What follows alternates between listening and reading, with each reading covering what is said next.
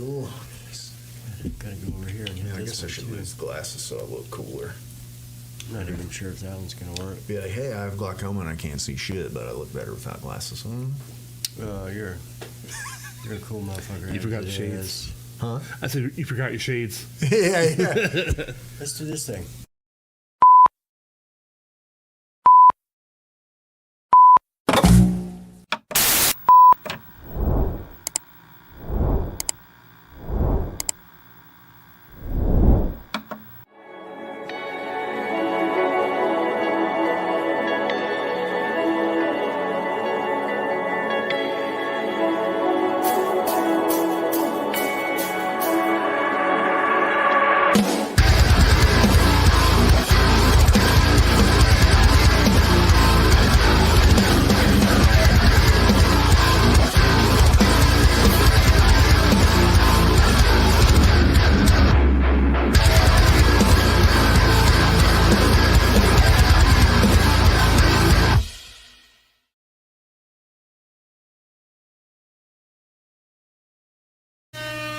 What up, everybody? Hi. We are live, So- officially live now, and I think we are live on Instagram. I don't know. I may have screwed it up. I might not have. I don't know.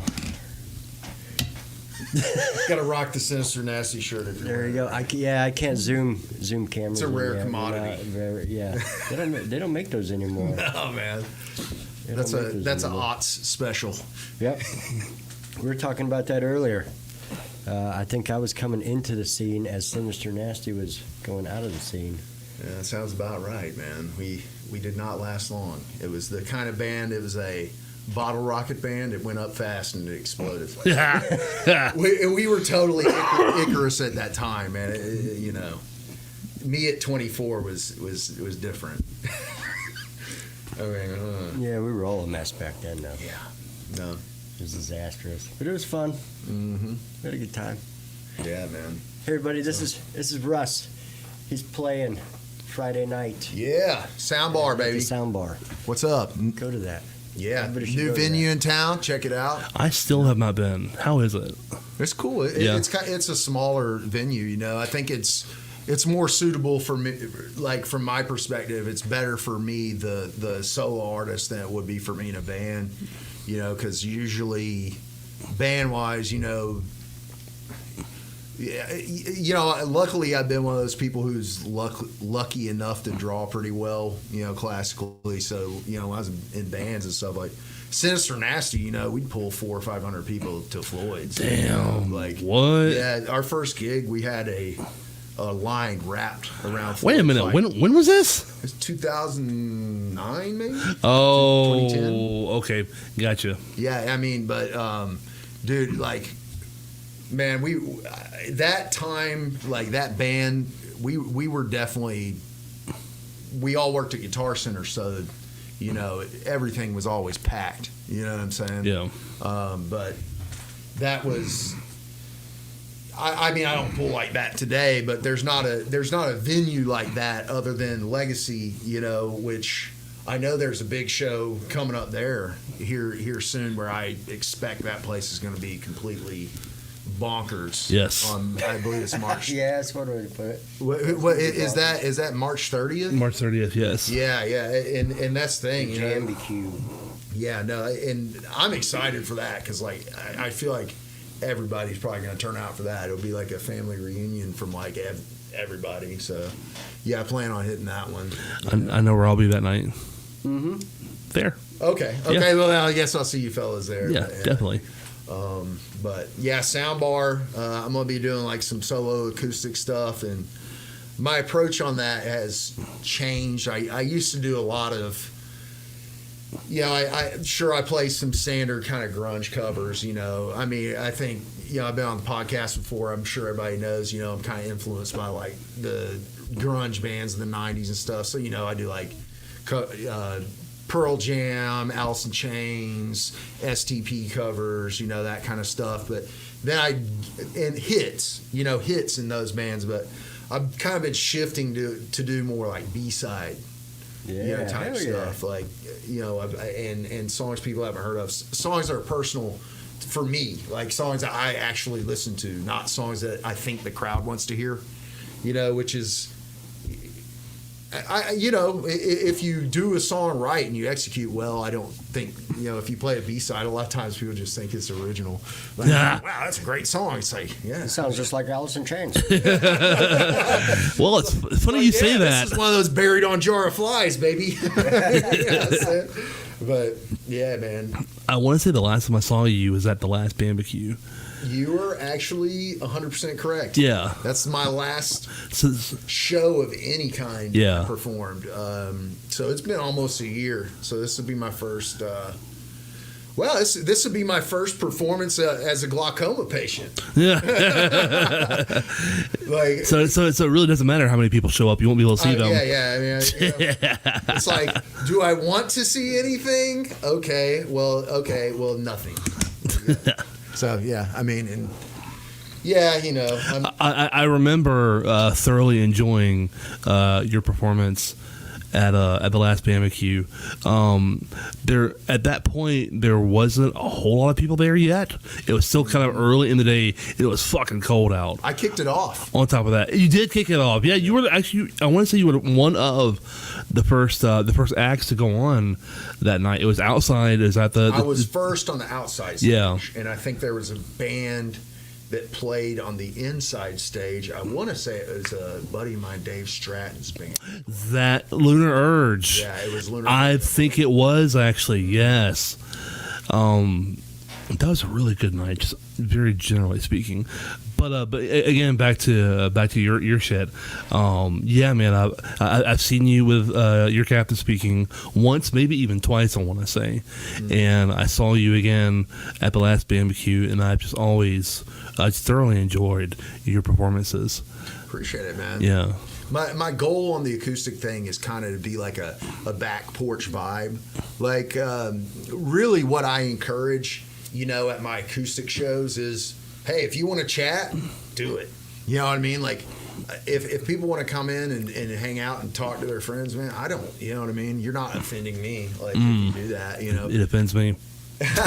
Well, but what I've noticed is, if you put that invitation out there and then you're playing one that's really clicking, it goes quiet on its own. Yeah, it does. Because music can be like a vacuum. Like the vibration just goes, just sucks you in. Like I've seen some performances. I saw this dude. I don't even know what. Like, I almost want to plug this guy. I don't even know how I found him, but it's this guy. He's probably like 60 something. And he's playing "Wasted Years" by Iron Maiden, and it's acoustic. Hell yeah. Let me tell you, man, I'd heard that song, and it was cool and everything. But dude, this guy played "Wasted Years" acoustic, and dude, it's like it moved me, man. Like it almost brought a tear to my eye. I was like, wow, man. Those are the best. Well, you could understand every lyric, and it was just vulnerable, man. It was like, ugh. That is the best acoustic performance I've ever had in my life was in a friend of my dad's basement. Yes, and there were like maybe a dozen people sitting around. It was around Christmas. This is probably 4 or 5 years ago. And I had this guitar right here. I had my acoustic, my Breed Love. And dude, I played this performance, and before I got started, this guy gives me like a stemmed wine glass full of Barry Crockett Reserve whiskey. This is like $300 a bottle whiskey, and I don't drink whiskey, man. But man, he gives me a little nip.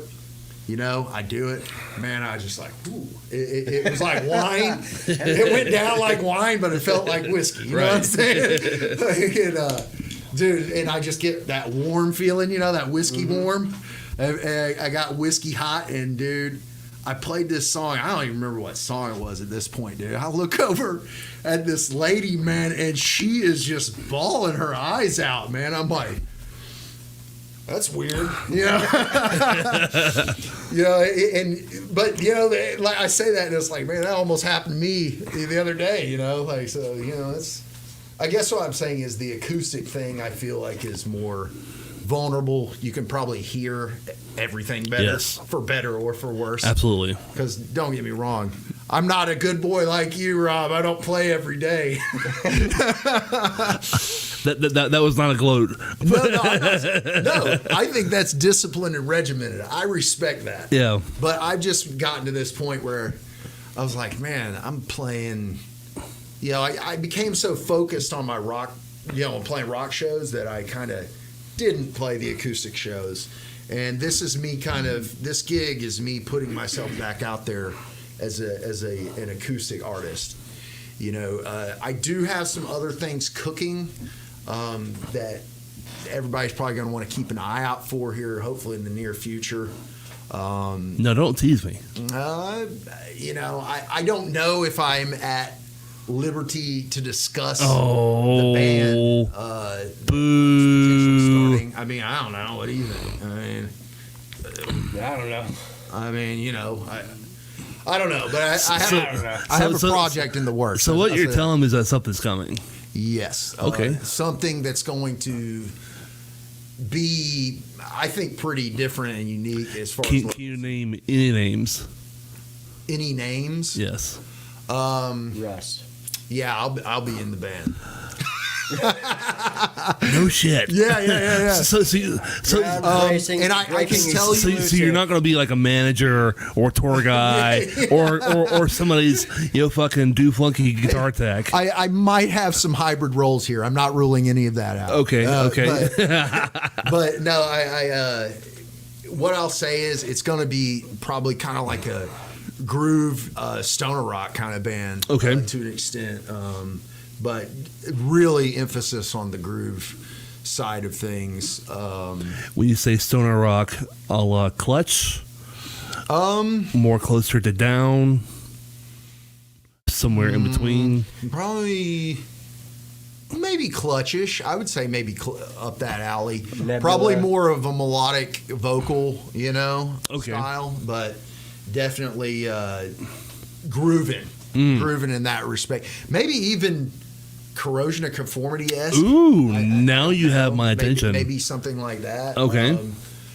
But yeah, I was playing with some friends and I was doing a cover band thing, just playing with some guys, and we just haven't really been keeping it up. And it was the kind of thing. Really, I want to do original music anyway. I don't. Money is not my goal here. Right. You know what I'm saying? I'm more about the art of it all. I mean, I have a big boy job. I've grown up, man. It's weird. I look back on myself, 10 years, 15 years ago, and I'm like, it's that Talking Heads song, like, this is not my beautiful house. This is not my beautiful wife. Yeah, but hey, here I am, man. You still got the gold pants. You ain't lost it all. Oh yeah, no. I mean, don't get me wrong, man. Like, the stage is my element. Like, I love it. Kind of like. I don't know how other people feel in environments like this, like interviews. I can't say how other folks that are in the interview chair at the mic feel. But, dude, I love this, man. Like, I would do this all the time. This is so much fun for me, just being here. And, good company, too. You know what I mean? Good company. That's part of it. But, I enjoy this. I enjoy the spotlight. Like, Absolutely. It's fun for me, I'm definitely not going to I probably won't be in a shoegaze band, you know what I'm saying? Yeah. Yeah, I don't see that. It's like... With your face covered and your Yeah. singing sad songs. Yeah, but see, I need a more... what is it? Like angular haircut if I'm really going to do that, because I got to make sure my eyes are good and covered. You could Or hat. Like a shave on one side and then just have the whole thing come down, almost like a reverse... Like a mullet that got slapped sideways. A side mullet? Yeah. Oh, God. I think we're onto something here, dude. I'll be paying with everything in food stamps. Bar tab? Yeah. Run Put that CBT. on the EBT. You know what I'm saying? No shame in it, but, I will drink corn beer. Don't get me wrong. Bro, I've been wanting to try that. I have no idea what the hell. Wait, no. I'm sorry. I'm thinking of... Talking about mead? No. I'm thinking of corn whiskey. Oh. There's a 100% corn whiskey out there I've been wanting to try. Dude, I have not tried that. No, me either. I did go. Actually, man, my family's all in town, and my uncle, who's like super cool, my uncle Richard, he wanted to go to this distillery over in St. Augustine. I went over there, and dude, they have like a tour at the St. Augustine brewery or distillery. Yeah, and you like go in and take shots of these like little mixed drinks they're making. You go through, and then at the end of the tour, you go to the people at the front of the thing, and you can, drink. You can just be like, okay, let me get an old fashioned. Try the different lines they have, and dude, you can sit there and get smashed, like in the distillery while you're selecting. You're narrowing down your choices. So, I mean, really, can you make a choice if you don't try them all? I mean, that's the real question. Yeah, no. When you're shit-faced by the end of it. Yeah, I mean, but I was like, man, wow, that one was smooth. And like when you're way past the point and then you take it home and you're like, oh, my God. Like, how much did I have to drink to enjoy this shit? It's like waking up with the wrong one the next morning. Oh, the Coyote Ugly. Yeah. Oh, God. I'm not saying you know what I'm not saying I've ever done that. Yeah. No. No. Ain't none of us can admit to that. Nope. Yeah. I won't admit to it. Man, it wasn't me. I've always tried to use my powers for good. That's what I say. I would never try to manipulate women with musical talent. That's just not my. Oh yeah, no. Not intentionally. Now, don't get me wrong. No, if she likes it, capiche, you know what I'm saying? Capiche. If it happens, I mean, no.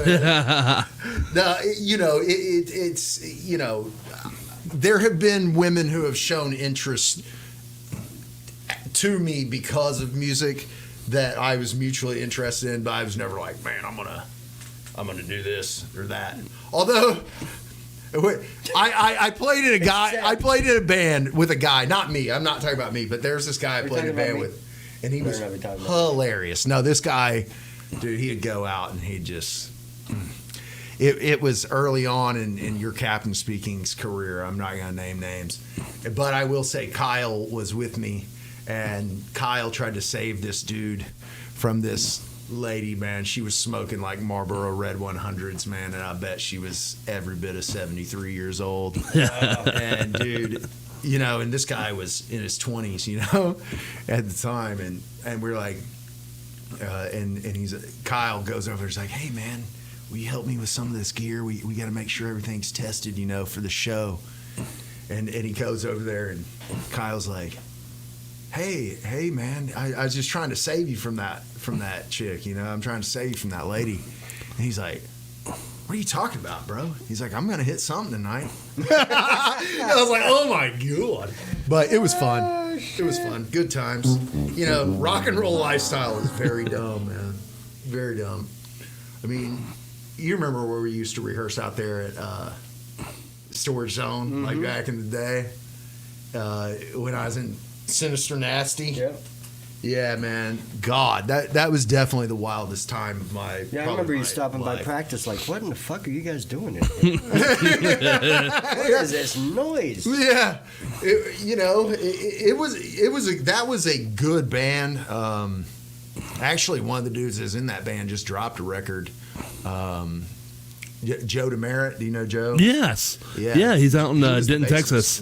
Yes. Yeah. That's right, he did just drop a record. Him and, fuck, I forgot his name. The other guy plays drums. Yeah, and it's very experimental. It's cool. I mean, it's groovy. Joe's a great bassist. Yes, he is. Yes, he is. I've been so blessed, man. I've always had, like, people that I play with that were, uber talented, and that's what I will disclose about the new upcoming project.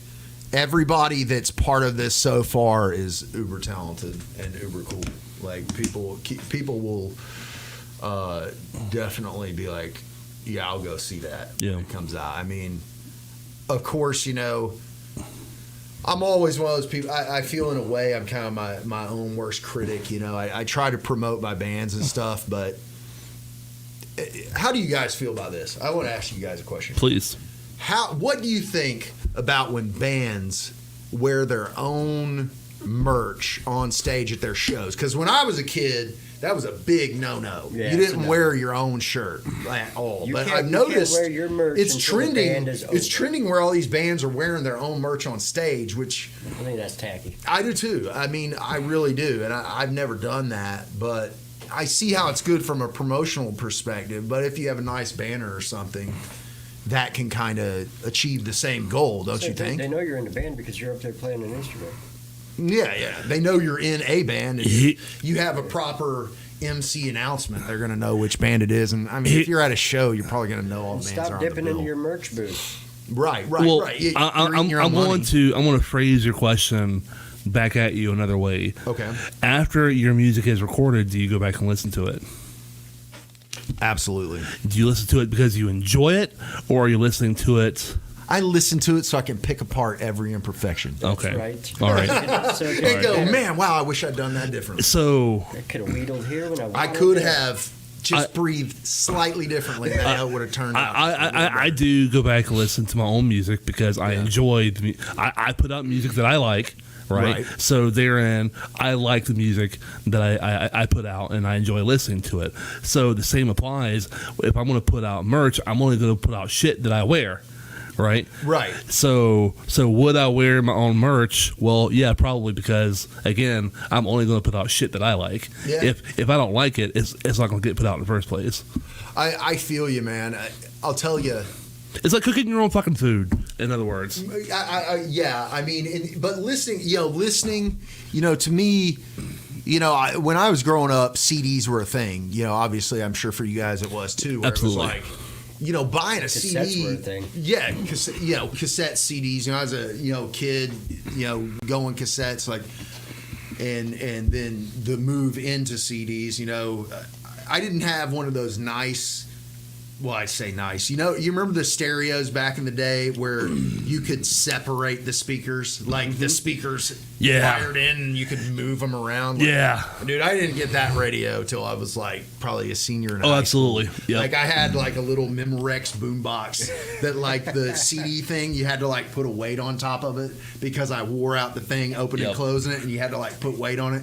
Kind of like the Wouldn't current stay state of closed. my GameCube. You know what I mean? but yeah, man. So I'd have books and stuff on top of my thing, and we'd make tapes. Did you guys make tapes, little Oh, hell comedy yeah. tapes where you'd record and you'd be saying just whatever, we did all the political candidates, I think, in 1996 with all my friends, but they were ridiculous and stupid. But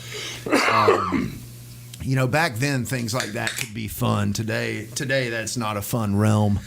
I try to not even participate in that world, in the world of politics, man. And I find that I don't. I don't even fucking pay And I attention find to that I don't. This is the thing I would say to folks. The best use of your time is to focus on your own passions and doing those wholeheartedly and throwing yourself full on into them. Don't fall into the distractions of, social media and this and that and the other. I mean, you need to promote what you do. If you're a person who has a promotable project. By the way, if you need custom work or motorcycle repair, tailor-made. Tailor-made, baby. yes, and go see this man Friday night at the Sound Bar. Yeah. Another plug, if I may, just real quick. Black Tyrant Ants. Thank you for all you guys do. Yes, They do our flyers and flyers for a lot of other people. that new flyer is Yes.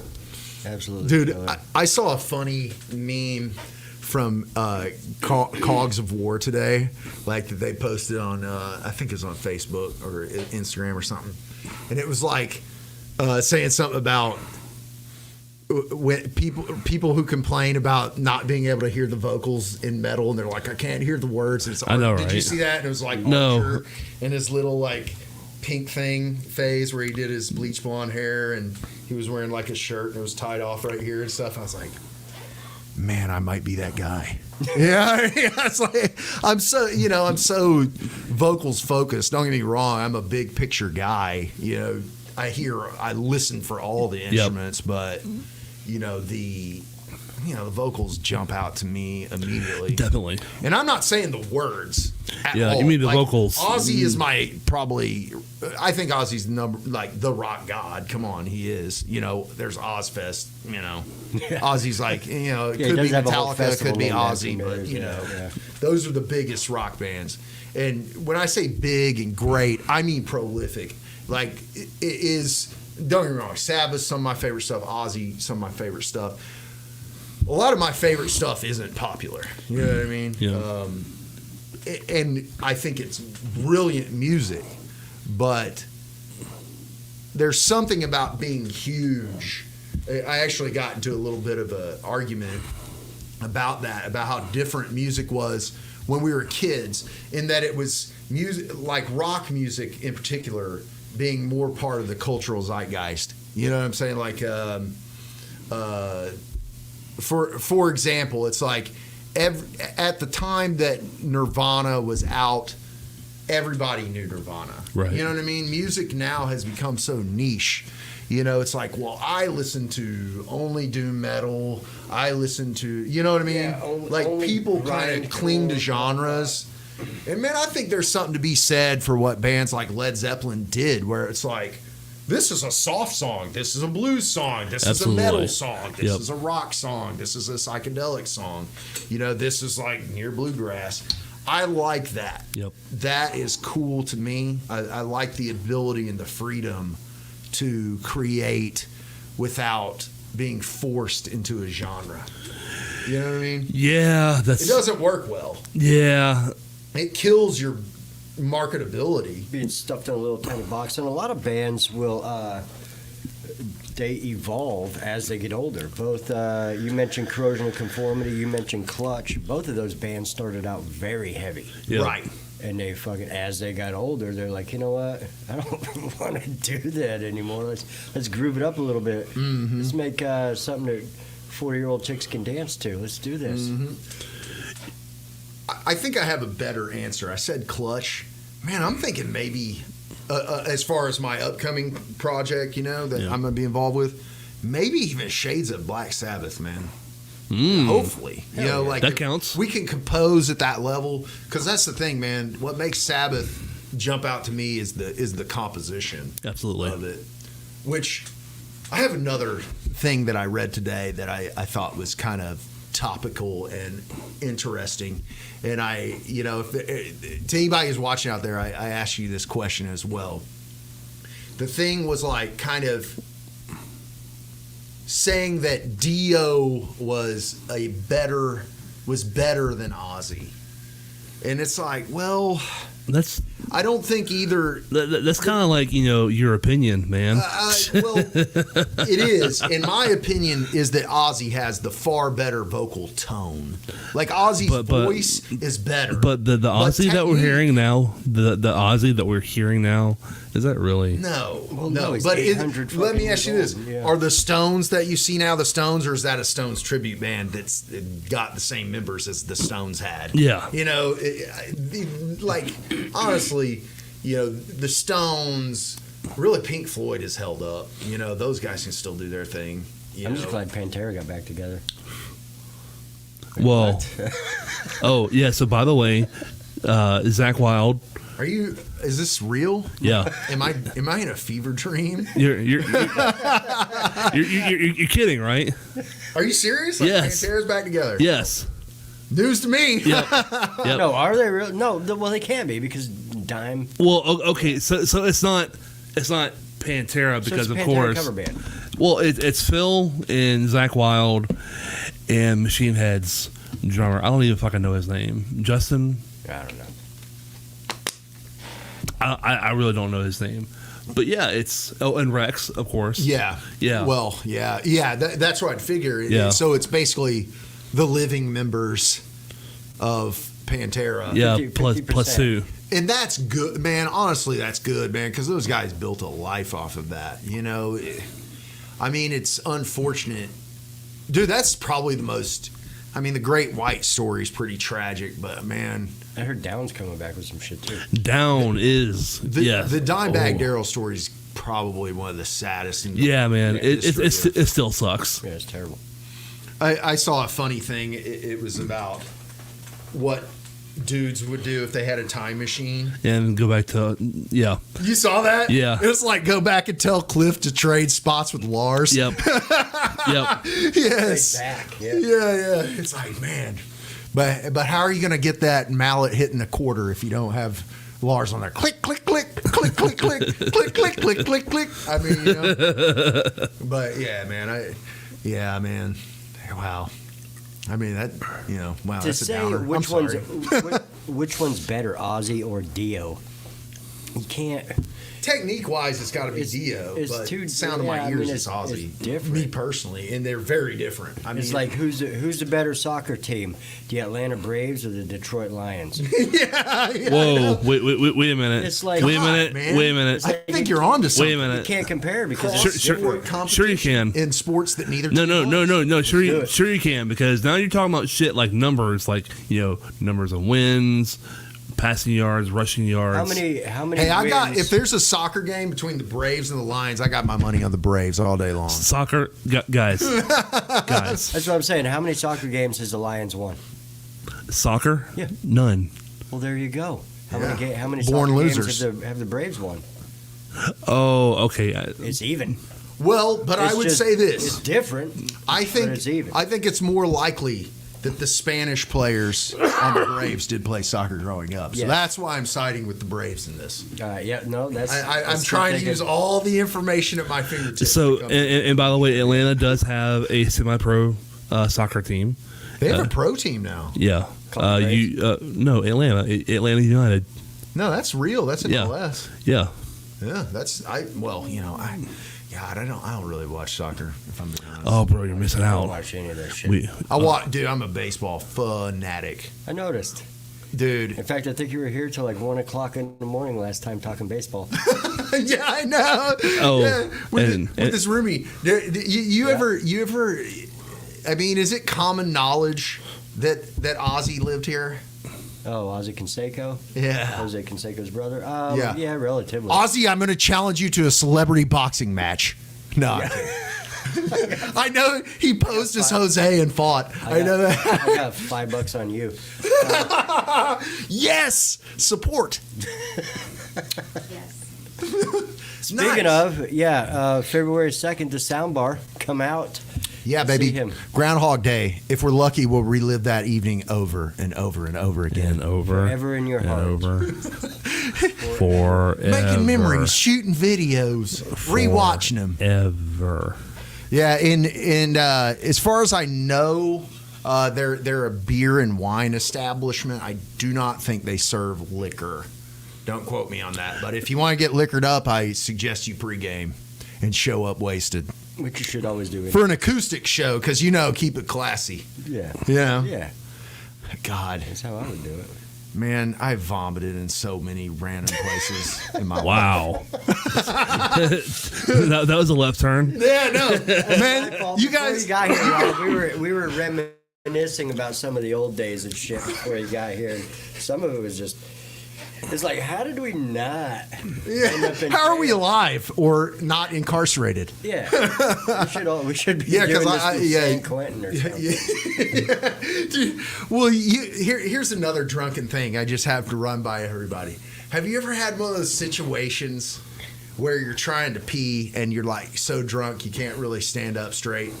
And you start peeing and then you step back and look forward. You look like Mario, like teetering back and forth on one of those things that moves like that. take those steps, trying not to pee on yourself. Yeah, and trying not to get your shoes the whole time. I've done that, and I've also done that with vomit. Where I'm like back and forth, like blah, and then I'll stumble back, and trying to get back to one central location. You know what I mean? You're just trying to bury it in that one hole. Kick some dirt over it like a cat. Knowing good goddamn well, the dog's gonna dig it up tomorrow. Eat it. It probably has more. It probably has less sawdust in it than Old Roy, but No. I say that. That's perfectly good dog food. Don't buy the lie. Blue Buffalo is 75% cardboard. Is it? Did you know 80% of statistics are made up on the spot? Yeah, and it's 100% of the time. It's almost right every 60% of the time, or some shit like that. Yeah. Yeah. For sure. Look at me, man. I just dropped my water cap, so I'm going to have to steal off Disaster. the one I've emptied. Absolutely disastrous. Oh, man, are those closed beers? Oh, Yeah, you want got, one? you got it. What? May I have one of those beers that's closed? You betcha. Ooh, What thank do you. you think of that? What do you think of that? Let me take off my glasses because No, I yeah, can't you see can't- anything up close you with, can't see with them on. And I can't see anything far away with them off. That's right. You can't see shit. Tailor-made motorcycles. Sexy, right? Dude, this is awesome, man. Yeah. So we got a couple of chats, 2 or 3. All right. Samantha says, "What up, Russ?" And off the record, what up, Samantha? What's up? What's up? Tammy says, "Hello, Russ. Welcome back." Hello, world. Yes, you were actually our first in studio show, and it was absolutely. You were great. We did not have our shit together. Dude, well, that's the I thing. did not have my I shit watch together. you guys weekly, so I kind of Dude. I've seen the fidelity increase. Yeah, you know, sometimes I'll drop a line. Sometimes I just pop in, see what everybody's talking I about. appreciate that. I mean, you know, you know how it is, man. Really, the cool thing about a podcast is you can just kind of put it on, do other stuff you need to do. You know how you're I'm a grown-up talking now. I fold my clothes and put them in the dresser. Actually, my wife does that for me. You know I how- put them in the dresser. She folds them. You know how you're talking about being your own worst critic. Although we've been doing this for as long as we have, it's still kind of a surprise to me that people listen to this. It's like, oh, you watch my podcast? Oh, cool. Well, you know, the thing is, there's so much. We live in a time where there's so much content that you just assume. Exactly. Yes. No, it's different, man. It's definitely a different. I guess I kind of like the choices when they were a little more filtered. I swear, sometimes I'll go down YouTube black holes and I'm watching the most inane stuff I've ever seen in my life. Yep. But you know, it's wild, man. Is that so? That's the Instagram feed you have up right there. It is, and Yeah, it is delayed. I'm not moving like that. Yeah, it's got quite a lag, and also I don't think we can get comments from Instagram to the StreamYard. Oh, I haven't seen that yet. Yeah, it's all jacked up, and StreamYard popped up with a warning that it ends after 1 hour. So all of you people on Instagram. I'm still trying to figure that shit out. But anyways, everybody on Instagram, go to the Facebook page to finish the show because, or YouTube, because at some point, Instagram is shut off and I'm not going to know when. And I'm not going to know if you comment or any of that. So go over to Facebook or YouTube and talk all your shit. Well, what do you guys think? Let's ask them. We talked about. I'm going to play a song at the end of the hour. Would you guys rather hear a cover or an original? If we do the cover, we might be fooling with copyright business, but at the same time, I'll give you a couple options. We'll go with an original, so you know that'll be the surprise.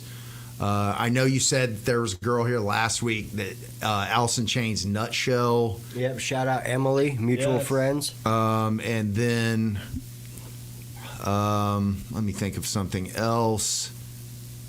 Let's say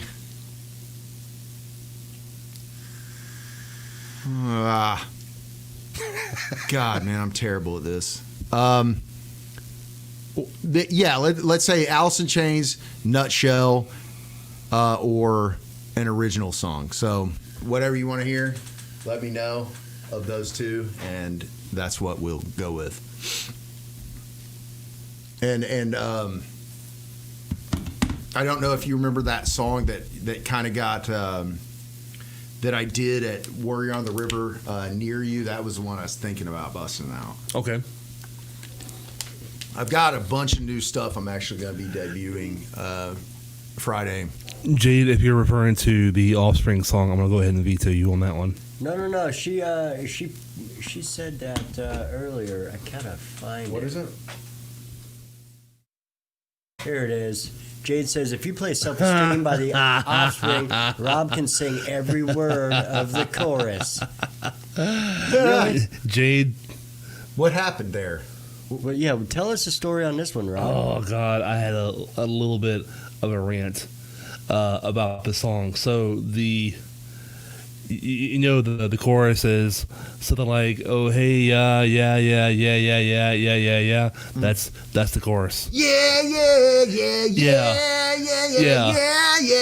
And so we were talking about unoriginal content, and I was like, that's Copyright infringement. Don't say yeah. yeah. God, man, the whole his whole career got completely rocked by that lawsuit. We would get banned in Botswana again. Oh, speaking of this, it didn't evolve into a lawsuit, but I'm not sure if anybody saw the Facebook scuttlebutt. But that was funny shit. Yeah, so my kid, his birthday was January 18th, and my mom was like, "Oh, I'll play you Daddy's album, so you can hear my voice because I was working that day." And she said, "We'll play Daddy's album, and you can hear it." My mom puts it on Spotify, lets it rock, and then the algorithm picks up a song that is your Captain Speaking's, not just our music, but our recording. They'd lowered it 2 semitones, and they sped the song up 9%. And my mom texted me, she goes, "Have you heard of a song called Merit by a band called Addison Santos?" And I say, "No." And then I go listen to it, and it's our music. So on the Your Captain Speaking Luxury Deluxe EP, this stream farming thing stole all of our B-sides. They didn't touch our singles, but they took all 3 of our B-sides and performed the same action. And I have a back-to-back edit. You mind if I play this? I don't mind.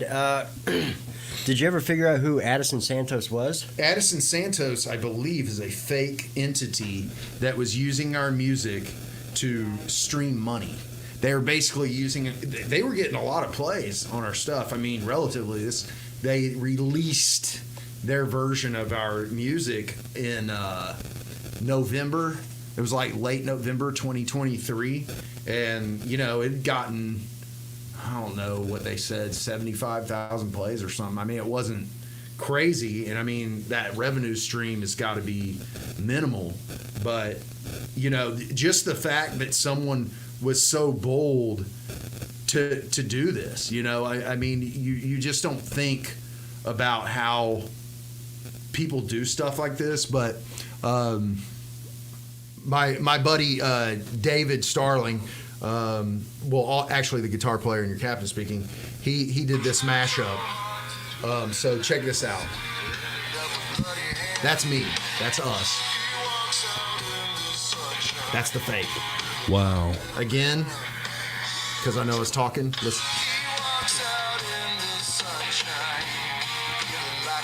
That's us.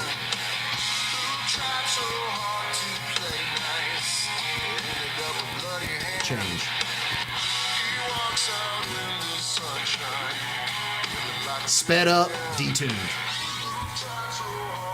So, to 9%. any bands or anything out there doing that, it benefits you to listen to your music on the back end, because that's the only way this was discovered. And it wasn't me who was listening to it. It was my mom and my son. Yeah. But yeah, this apparently is a thing. So if you're in a band, you probably should start looking into playing your stuff periodically just through the algorithm and letting it play, because this could be happening to you and you wouldn't even know it. I was totally going to make a joke about how I am Addison Santos. I mixed up the You names. son of a bitch! I mixed up the names from Addison from Our Final Feud, and Jason Santos and Matthew Santos from Altar of Flesh, and be like, I just mixed up those names. And then, because I did comment on that. I said, I'm stealing all of your Captain Speaking stuff because it's sexy. Yes, steal the singles. If you're gonna steal something, steal the singles because then hopefully somebody will hear it. I can't help but wonder if it was a live human being. I don't know. That's what we don't know. Yeah. See, dude, the fucking robots, man, they're taking over. Well, Dick Burke playing around with all them pictures, and now look at the AI stealing all your shit, dude. And through it could be. Who knows? It could be. Yeah. That's my point. Well, and with Dave took lead on this. Dave Starling and Kyle Allagood, your Captain Speaking drummer. He did the. He contacted Spotify about it, and he got deplatformed from Spotify, and then David had ended up contacting their distribution company. He tracked down who their distributor was. I can't remember the name of the distribution company, but he was basically like, "Hey, we got a case against your artist. We recorded this music. This is us. They've just manipulated our songs. Like someone stealing your music and re-recording it would be one thing, but this was beyond egregious. Yeah. God, I'm pissed for you. Man, I'm very. I would have Morgan and Morgan. I'm not. Yeah, I should have gone to Morgan. Let But they're them too figure it busy. I think they're too busy working on marijuana law over there, if I'm not mistaken. They're trying to get weed passed so he can run for governor. That's going on. Supposedly they will, but they're going to nerf it. You know what I mean? Mm-hmm. Like their deal is they're going to weaken the potency on it, but I mean, it would be a good thing that people won't go to jail for that. It's like, man, one of those things. I mean, I don't know if they're like people are going to court for it or anything. If I'm sure they are if they don't have the license, like the medical license. So. It'd be good all in all for society. Actually, nothing can fix this society. We're doomed, folks. We're fucked. I can't wait. Come on out. Pretty much. I have no hope, so that's why I'm trying to enjoy myself and throw myself into my passions. So I'll be distracted when the fiery ball of flame evaporates me. So, speaking of distractions, I found my rant that Jade was nice enough. So I went on a little bit of a rant about this fucking Offspring song, and here you go. Oh yeah! That's your fucking chorus. That's the best you can fucking come up with. Oh yeah! That's your fucking chorus. There you go. I never thought about that. What's funny is I have totally performed that song and never thought about that. Lazy fucking. Oh, yeah. The same goes Gotta for. give it to Dexter Holland, though. He's got a very unique voice. The same thing goes for shit like fucking. What's the other one? Guns N' Roses, Welcome to the Jungle. Have you ever thought about the lyrics to the chorus? Welcome to the jungle. No, that's the no. I'm sorry. I'm thinking of Paradise City. Excuse me. I'm thinking of Paradise City. Take me to Paradise City where the grass is green and the girls are pretty. With big fat titties. What? That. How fucking unoriginal and lazy. Well, choruses aren't supposed to be super complex and original. It doesn't have to be complex. It's music for the masses. It doesn't have to be complex and that's good. Which is why we're talking about their bands and they're not talking about ours. Oh, you got me there. Well, and that's the thing, man. I think there are people who listen to music for art's sake. I mean, I know there are people who create music for art's sake, so I can only imagine that there are people who are listening, because I mean, most of my bands that I like I like Beach House. Like, they're a band that I heard, in the past few years that I really like. Well, I say few, probably 5 years that I really like melodic kind of soft stuff. I'm a big softy, you know what I mean? Just with a grizzled voice that sounds like I've smoked cigarettes for like 40 years, but and you haven't. I haven't. I've known you for 20 of those 40, and you have not. I know, and I've yelled. Dude, I have broken my voice countless times. You know what I think? They're like, because you hear Robert Plant today, and he's like, push, push. You know what I mean? Robert Plant sounds terrible today. But see, man, I feel like breaking my voice did nothing but make it stronger. Like, because you had to repair, you had to repair. Like weightlifting. Yeah, well, I'd go break and it. scream. Like, Break it I'd go to rock concerts and just, like, in the crowd be like, as loud as I possibly could. Like, and I'm a loud person if you didn't pick up. No on way. that. Yeah, you? No. But, yeah, man, but. I sound like Wolfman. Break. It's like everything. You have to break your entire soul down and then rebuild yourself. You know. That was beautiful. That's Thanks, man. Quite poetic. Like a phoenix, you have to burn into a little tiny pile of ash. Man, I'm Then telling pop you. up out that bitch like. I'm telling you, I want to link that old guy doing Wasted Years to this chat dude, because let me tell you, man, this guy made me feel something. I was like, man, wow, I believe you, sir. And you didn't even write it, you know? That's power, man. If you can make someone believe a cover, you've done it. You're the big time now. No, I'm kidding. He's probably just That's how you made it. He's probably having like issues with like copyright infringement and people trying to deplatform him. Well, just let the man sing a song. Let the man, dude, and he will. He will. I'm not saying he I'm wrote actually it. gonna throw him in the chat. I think this is something that, you know, I don't know if you've heard this song, but if you have, if you know the Iron Maiden version and you like that song, I definitely think you should do that. Listen to this because it's the most honest version of the song. I guess I feel like I've ever heard. Let me catch up. So real quick, I see Buck is in the chat. There he is. We were talking about soccer earlier. Buck is the biggest Manchester United fan out there. I know he likes the football. Oh, the football. Football, yeah. Yeah, he likes them. He likes People me. that like flip over cars and shit. when What they up, win, Jonathan? And then they flip over cars and set them on fire when they lose. Yeah, it's a fun time. Glory, glory, Manchester United.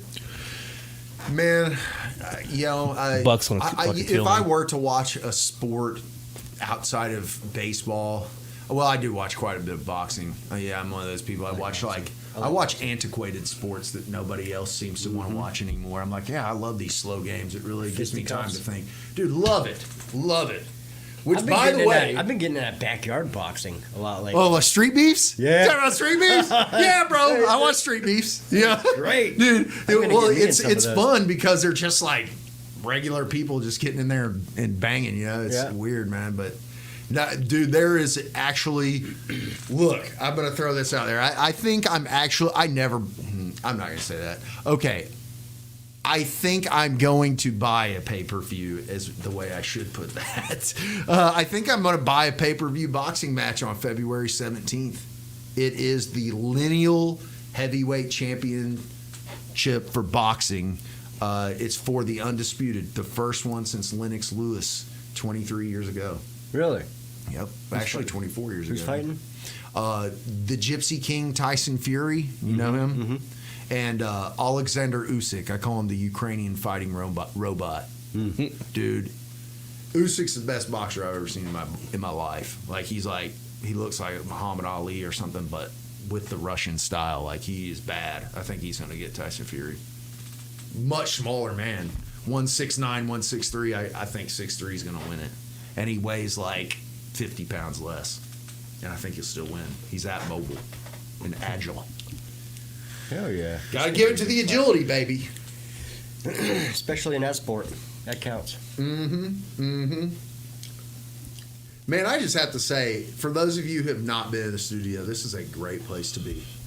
Fuck yes. Yep. He's put a lot of work into it. And the fidelity is just getting better and better.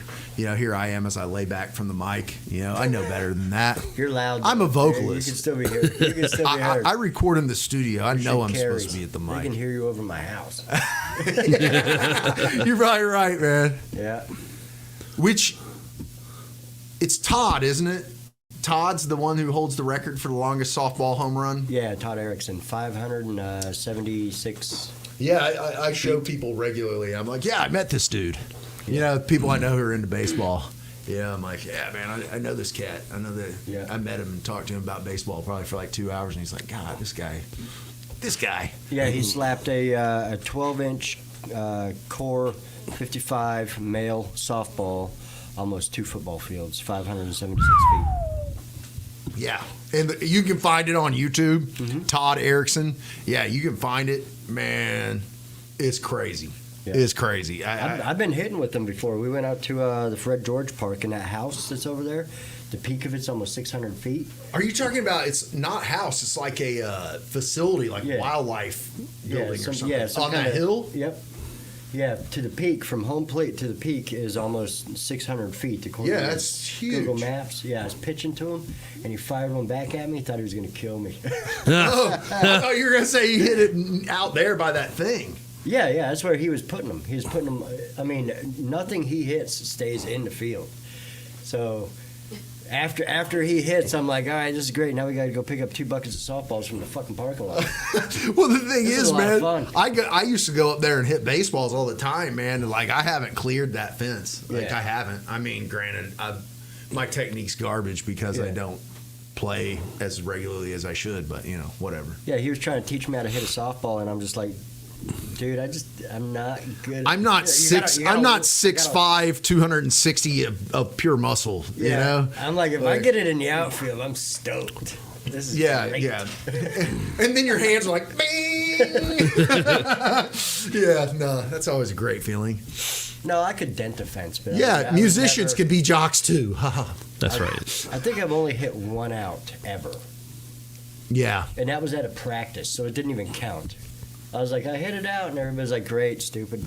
Yeah. Do it You during- suck. Do it during the game now.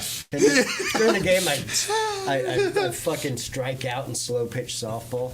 You I've know. done that. It happens. No, you know, man, I'm not spry, man. Like, my bones are like falling apart. Like, Well, that's why them senior my league eyes are falling out and my bones are falling apart. That's why them senior league dudes have such hot bats. That way they don't have to run. They just slap it over the fence and go sit back down. Next guy gets up, slaps it over the fence. Double goes knee and sit brace. back. Yeah. They got like a 10-run rule. They're like, all right, you do 10 and we'll do 10 and you do 10 and we'll do 10. Well, dude, that's the thing. They always say, watch out for the old guys with the knee braces. Yeah. You know, I'm not there yet, you know, but when I get there, I'm still probably not going to be that good. So Yeah. you won't have to watch out for me. You know what I mean? Dude, well, I played third. That was my defensive position. Hot corner. So them old cats would get Dude, up there. I'm your counterpart. I played first. So. Them old cats would get up there and I'd get nervous. I'm like, oh, I know this guy's just gonna I'm gonna look down. There's gonna be a hole through my chest. It's going to be like Death Becomes Her with the shotgun gonna be a blast. hole through my glove and through my chest. Like, did I at least slow it down a little bit? I'm just out there trying not to die. Getting paid nothing. It's great. Yeah, well, you know. Yeah, hurting yourself recreationally is not awesome. Dude, we get those Thursday night superstars. Like every time they caught something, like ESPN was gonna pop out. Ba-na-na, ba-na-na. And I'm like, why are you diving? And then the next hit, I'd be diving. Like, why am I diving? Misery loves company. It's not that big of a deal if we lose. It doesn't matter. We're still going to have a beer after the game. Nobody cares. Yeah. Seriously, nobody It's fun. Yeah, you're just out there for a good time. Yeah. God, man, that's what's so weird. I find myself in life now being so busy that you have to pick and choose good times.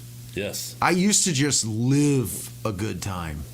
My life was nothing but a good time. Granted, I was completely broke, but, well, I guess that doesn't sound that fun, does it? I guess being broke doesn't sound fun, but it was. There's a bit of a freedom to being broke Yeah, I had 2 roommates, you know. because you know you can't rack up a bunch of debt that's gonna slave you down. Oh, hey, I want to do a plug for my buddy, man, and go check this dude out. I coined the name for him, but this dude is a fantastic artist. He also does all kind of stuff. If you're interested in art that's not AI generated, This dude can make things for you. Granted, it's pricey, but dude, his work is phenomenal. But if you want to take a look, check out Ink Lucid on Instagram. It's INKLUCID. I was gonna call my band that, and I was like, well, I guess that suits you better since you're an artist, you know. And then we became your captain speaking. Inclusive. Ink Lucid. That's fucking amazing. Oh, cool. Thanks. That's really cool. Yeah, he but this dude, he actually printed the shirt I'm wearing. He Okay. made this. So, you know. And granted, this shirt is old, and this ink is, you know, this shirt's probably been through the wash, I don't know, countless times. Twice at least. At least 3 times. And it also spent like probably 5 years in a giant garbage bag with a bunch of other clothes. Yep. You know, in a storage unit. You know. God, I still have a storage unit, and I can't believe I spent $80 a month on it. I'm a bad person for that. Yeah, once in a while you got to get rid of some shit. I've been through so many moves just the last couple of years that I threw everything out with the exception of a few boxes. So, what is are you currently where you feel like you're going to be for a while? I hope so. I'm in my forever home. True. I found my forever home. I found my family to give me my forever home. No, I think that's a funny thing people say about dogs. They're like, it's his forever home. Well, couldn't it just be his, you know, like regular home that he lives at for the rest of his life? Do we have to call them forever homes? That's so saccharine sweet. It makes me like want to vomit in one spot and then stumble back and try to vomit. And then shape it into a heart. Yeah. Bake him a cake and feed it to the dog. So he was going to dig it up anyway. Here, eat this. You'll love it. See, we are still assholes. Yeah, you're right. You're right. But now it's just to innocent pets instead of terrible human beings. That's, You know? Yeah. I've never partied. This is my first beer. Thanks. This is interesting. What do you think of it? Yeah, it's It's tailor made. It's fine and dandy. It's from Thunder the Snacks. It's a Bush latte. It's they push this product a lot, so I figured this is my first one too. I've never had one of these before. Get the Bush Light sponsorship. Get them on the horn. They need to be providing the podcast beers. Get Bush Light on this. Yeah, because I go through a lot of them. Quite a bit of beers. Man, see, honestly, I have not been going through that many beers. I did buy 2 6-packs of Kona Big Wave because it was BOGO at Publix, and that's usually how I buy beer now. But dude, I'm so weak, man. I'm so weak. Like I can't drink anymore. I don't know what it is. Like you remember, man. I used to be like, I'd nail like a 750 milliliter of whiskey. You know, like cheap, terrible you whiskey. Used to be an animal. Yeah, I used to be. Eddie Gay. Drinking. Yeah, Eddie Gay and I were partying a lot of that time together, and man, dude, the thing is, I would drink a 750 milliliter and be smashed. You know what I mean? And Eddie's like, "How's it going, bro?" You know what I mean? It's like, how can you do this, man? You're superhuman. Like, no kidding, man. Like, he dude, he came over to my mom's house one night because we were just hanging out and playing. You know, he was playing guitar and I was singing. And Eddie ended up.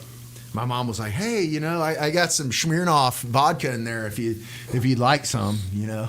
Man, he grabs like a full like 16, 20 ounce cup, dude, and he just fills it to the brim with vodka. He's like, "Gok, gok, gok, gok." Man, he's drinking like water, and I'm like, "Bro, how are you able to do that?" Like, I mean, he's like, "Yeah, man, I'm gonna quadruple bubble this like cheap whiskey, man. Like, I don't even know, man. Like, terrible. Like, was that Kentucky Deluxe or something? Bad whiskey, like horrible whiskey, right?" And dude, he'd go, "Yeah, man, I'm gonna quadruple bubble this thing." He'd go, the bubbles would go, and then he'd put the bottle down, and it'd be like that much going out of it. Crazy, man. I've gotten to where everything for me is about moderation. Like fucking same. everything, with the exception of, and honestly, with the exception of water. I will fuck up some water now. You see my 2 empties, and I got this other one. Yeah. But I'll get an itch every now and then, and end up racking up like a fucking $60 tab at the bar, and not even really get all that drunk in the process of doing it. Shit, I wish I had a $60 tab. I'll trade you. I'll pay yours, you pay mine. You're a tab wrecker. Well, I'm also, There's a good band named Tab Wrecker. I like Hey, yeah, that. write, Maybe Tab Wrecker. I don't know. write that one down. Something. But yeah, I've always. You know how I make an entrance? Got the entourage, all the ladies. Oh yeah. Piling out a limo and No, shit. Jeremy exudes class when he walks into the room. It's like that's somebody important. The lights get a little bit brighter. Yeah, when I get in there. Yeah, well, and the ratio gets quite a bit better. You remember that, man? Now I'm married, but like when I was a kid, it was all like, oh man, dude, we gotta get this ratio adjusted, man. Like this thing is. Call some chicks, bro. And then you get older, and you're just like, man, I'm very interested in my hobbies these days. yes. I call up some chicks, man. They're coming over. They show up with their boyfriends. Like, God damn it! still in the zeros. Dude, man, I totally met this girl when I worked at Guitar Center, and I had like my roommates that I live with, and we go out like every weekend. This is in Floyd's days, and I told this girl, I was like, yeah, meet me at the bar. I meet her at Guitar Center, and she seems sweet on me, whatever. Like, yeah, let's go to the bar, and you meet me there, and we'll watch the show together. Shows up, boyfriend in tow, man, and just like crushes my dreams. I'm just like, oh wow. Oh my God. This sucks. You were coming off way single before this night. He must have got wind of that. Was like, wait, you're going where? Exactly. I'm going too. And she Exactly. was like, damn it. Yeah, man. I mean,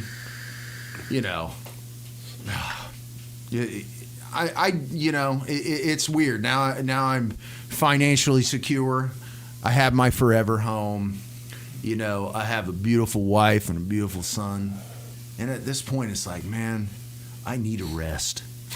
I need a rest. I'm going to start a band. I need to rest a couple decades, man. Those first couple really took it out of me. You know what I'm saying? They were rough. I actually have a little bit of footage from back in the day. Sweet. And this is stuff you don't talk about that often. Huh. It's going to be fun. This is probably going to get us a trip down memory lane. A little bit of a trip down memory lane. And yeah, you ready for this? I'm ready. I'm ready to see what's behind door number 1, 2, and 3. You ready for this, Rob? Do it. Do it.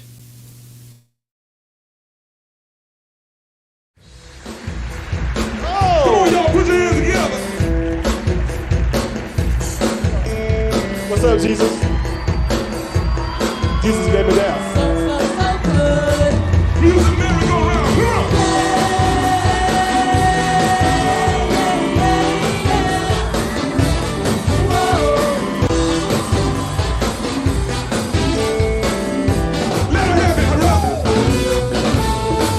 Cecilia, she is a fly. I call her firecracker, that's no lie. A real poppin' lady, yeah, so soft and so pretty. And when I get around her, yeah, I can't wait to be dirty. Oh, mamacita, can't seem to get enough of you, firecracker. Can't seem to get enough of you, firecracker.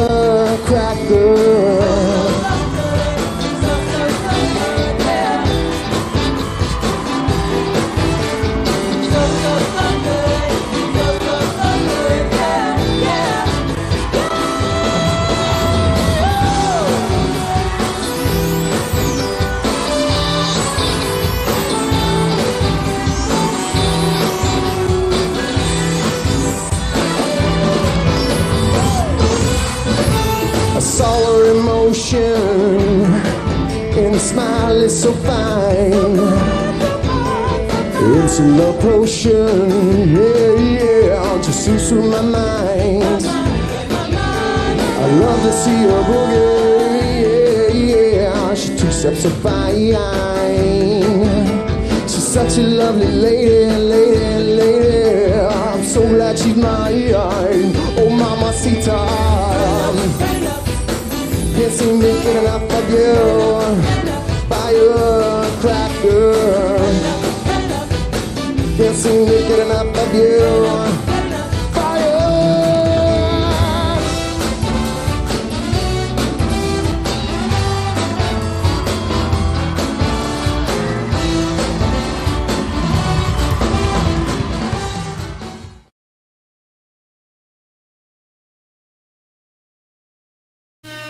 Wow. I do have a history of doing some blue-eyed soul stuff, so yeah, that is part of my existence. Fire in your man, I got to do some really good shows with Tallahassee Nights Live.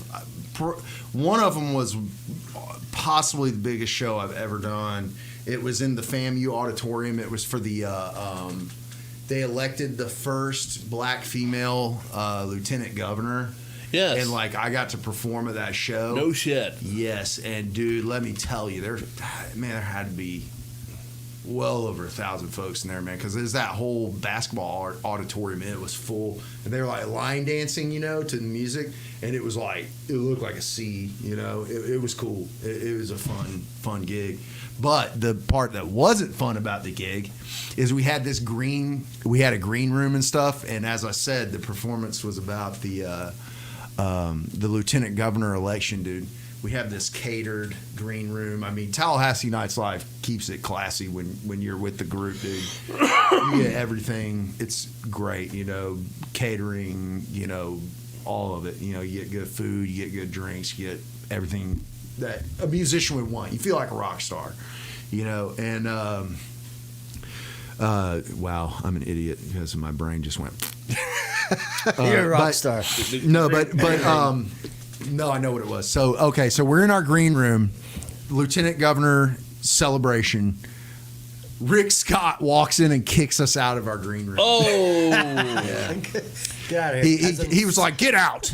I have an entourage that's more powerful than yours." You know, so I was like, "Well, I mean, did he literally? you do that- have a couple $1 billion from a Medicare fraud thing, so I mean, you know, I don't doubt it." did he really tell you that you had to leave? Hell yeah, he kicked us out Damn. of our green room that was ours with Right. our food. Yeah. What a dick. And Doc D, who runs that, he's a super cool dude. I can't say enough good things about Doc. Great guy. But check that out. You know, honestly, if you like R&B or soul type of music, or I mean, they even do some pop. They do fantastic shows. Tallahassee Nights Live, can't recommend following them enough. Like they're cool. Like, and if you're white, you probably haven't even heard of it. Like a lot of white folks don't even know it exists, but because it's kind of it's predominantly a black production. But I mean, dude, it is fantastic. I went to YouTube and I punched in Russ Skinner, and that popped up. Damn. And I was like, shut the front door. I'm stealing this. Russ, He probably won't mind. One thing I really want to compliment you on, I noticed that you didn't have a guitar while you're playing, and you didn't seem, fucking. I saw maybe a little bit of awkwardness with what do I do with my hands. Yeah, dude. But it was just a little bit of it, though. Only a little bit. Otherwise, you fucking pulled it off. Well, appreciate it. Well, this is what I'll say. With like, the issue with that kind of performance is that you get minimal time with the band. Yeah. And typically, well, I didn't pick that song. That song was picked for me. You know what I mean? Like, you're hired in. Like, your reputation gets you there. But I never selected my own song for that group. Like, my best performance there is definitely my In the Air Tonight cover with Jamie Eubanks. That's Which is also on there. Yeah, I did not it's pick that definitely one on because there. it wasn't as funny as this one. Yeah, no. I know why you picked that one. Like, look at this dude's like way too big red shirt, and yeah, man, that was like a Valentine's Day show. When your crotch exploded. Yeah, that was amazing. That was fucking hilarious. Dude, but dude, the thing about those kind of performances is, like, you got to get wardrobe, you know what I mean, like all that stuff's important. And my problem, man, procrastination of lack of preparation has always been my Achilles heel. Like, in your captain speaking, when we're playing like 4-hour cover shows, man, I can't remember 4 hours worth of lyrics in the memory bank while I'm also like being a hype man. You know what I mean? It's like, I consider myself to be more of a when I'm not playing guitar, and especially with that band, because in your captain speaking, I didn't feel any awkwardness at all. Absolutely. Because it was like, this is my, this is my unit. You're with your brothers. Right. You were allowed to do what you want. You weren't hired in. Right. Like the first Sinister Nasty show, dude, I got in so much trouble for how I arrived.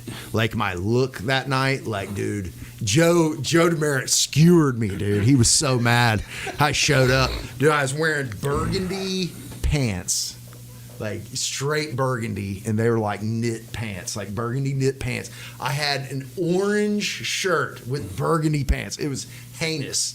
And I had a green feather boa. Like I show up, I'm wearing a feather boa, a clockwork orange t-shirt from England, and like some burgundy pants, dude. So you're just like hard to look at in general. Yes. Oh, Like, people are it was shielding horrible. their eyes like the Yeah, like, man, that guy is bright. Yeah, but well, not in that sense either. That, like, visually bright. But see, I couldn't tell because I had glaucoma. I just didn't know it. Well, now you do. Yeah. You didn't have it. Yeah, then. I didn't then, but I used to get bitched at too. that was the first sign. It's Like, like- how come somebody didn't refer me to an ophthalmologist They at probably that just point? figured you were colorblind. It was honestly my peak I don't care about anything phase, like, those that you have when you're young. Oh, yeah. And you're like, yeah, well, I mean, you love your family and They stuff. bitched but- at me in scaphism too, because I'd show up to a show in like a fucking Insane Clown Posse T-shirt. Uh-huh. You're like, dude, you can't wear it. You gotta wear Cannibal Corpse. You gotta wear Decapitated Cattle. Yeah. I'm like, I don't have those shirts because I don't listen to that shit. I'm actually not supposed to You be buy in me this the band. shirt. Yeah, I'm not supposed to be in this band. So they gave me a long sleeve Cannibal Corpse shirt. There was like a double XL. So this thing's hanging off me like a tent, and I'm like, dude, I'm not wearing this shit. I still have it somewhere. Dude, that band It's was tucked in- good though. Like I saw you, tucked in not particularly my thing, but you guys were good. Like Scaphism, I thought was good. Like, Yeah, it wasn't my thing either. yeah. Well, It was good was a for gig. it was good for people that liked that kind of stuff. Yeah. Well, I will say objectively, not my thing, but you guys were good at what you did. I appreciated the people in the band for what they did. Chris could shred, man. Yeah. Chris was. Everybody was monster, very, very good at what they did. I just didn't like. All the ingredients were good, but the cake sucked. To me, I was like, I don't listen to this kind of shit. This is way too heavy for me. Yeah. But- I mean, they were. Do people you remember that fucking band? I was not participating in the music scene at all at that point. We would have a huge pit. Do you remember Sinister Nasty, or you were not in the scene at that point? Yeah, so from 03 to 07, I was very heavily involved. And then after 07, met a chick and got distracted, got arrested at one point. And They do that sometimes. yeah. They distract. Well, I didn't get arrested because of the chick, but yeah, just completely fell out of it. Yep. Yeah. No, I get it. And only just these last couple of years have I been as invested as I am again. Well, I mean, Welcome back. Welcome Yes. back, bud. Thank you. You, Good, you know, good to be back. I stepped away kind of during that period, like, and it's not that I didn't try.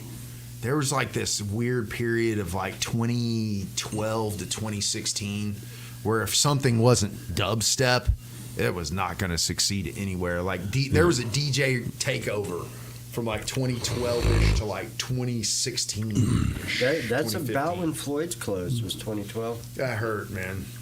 And that's the thing, the legacy is basically Floyd's. it's like the legacy is the Floyd's replacement. Yeah. But really, I mean, I know the Bark does some original shows. The Sound Bar, where I'm playing on February 2nd. Definitely. Which is actually on the corner of Tharp and MLK. So if you're curious, it's next to that Sunoco over there. And you will fucking pass it if you're not looking for it. Let's do this. The Sound Bar is the new Beta Bar? Big Daddies. Yeah, I would say that. Yes. The Bark is the new engine room. Mm-hmm. Yeah. Something like we're Legacy. looking for equivalencies because Legacy is the new Floyd. And don't count out 926 either. Yes, 926. Yes. Definitely. yeah, 926. I would say they almost are like the engine room. All right, Yeah. so 926 the new engine room. Bark is the new St. Mike's. Yes, There you go. There you go. Yeah. That's it. Yeah. And I guess are they still doing shows at the Wilbury? I think they ripped that stage out. Really? Yeah, I think so. Wow. Last I heard. I know Buckethead played there. Sad I missed that show. I saw Green Jello twice in 1 week. I saw him at Big Daddy's, and then I saw him at St. Mike's because their van broke down and they needed to do another show to get up some money. So yeah, it's pretty wow. cool. I saw him at like fucking Thursday at Big Daddy's and fucking Friday at St. Mike's. It was Damn. great. Dude, before I ever lived in Tallahassee, my college band was called Spontaneous Release. And we it was like a shock rock / funk soul band. So all the lyrics were just brutal. Yeah, dude, and we I don't even really want to talk about the content of what we were doing because it was so raunchy and terrible. But I show up to Big Daddy's. This is the first show I ever played in Tallahassee because we were coming from Statesboro. That's where I went to school. And we show up to Big Daddy's, and I'm wearing iridescent black pants. It's like they have like a million little mirrors on them. I'm seeing a When the theme lights hit me, going on. Dude, my pants are blindingly bright. They're black. But when the light hit them, it was just like, like, you know what I mean? You got disco balls, plural. And I'm wearing this, like, black and white kind of under tuxedo long shirt and a female women's pilgrim hat. What? Yeah. What the fuck? No, dude, it was wild. I It was a wild night, man. Totally see and that. Rob, the guy that owned Big Daddy's, Oh, dude, like R.I.P. we tried to be serious. We were playing like our serious songs because we had some songs that I feel were pretty strong. Granted, my tone sucked, my gear was not what it should have been, but the ideas were good. You know what I mean? Like the ideas of the band were good. The execution probably was not as excellent as it could have been because we were all drinking. Like, Even the hat? constantly. The hat didn't. The hat. No, that I figured that would have. this is when we were playing our serious set. Yeah. First set ends. I'm totally upset with how the first set goes because there are sound issues. There's all this stuff. So I go, look. I pull my friend who kind of had played with the band a couple of times up on the stage, and I say, look, you're playing guitar now. You're the guitarist for the night. I assign a guy guitar who's not in the band, right? And then I call up like 2 or 3 other friends to like do vocals. And they're like, well, what do you want me to sing? I don't know. I don't care. Right? So the second and third sets of that night, no, there were only 2 sets, 2 90s or 2 60s, 2 60-minute sets. The second set actually went long, and we improvised the entire set. Damn. At the end of this night, and let me tell you, it was crazy. The lyrics were insane. You know, my stage presence was great that night. And And those fucking pants, it better be. no, dude, it was rock solid.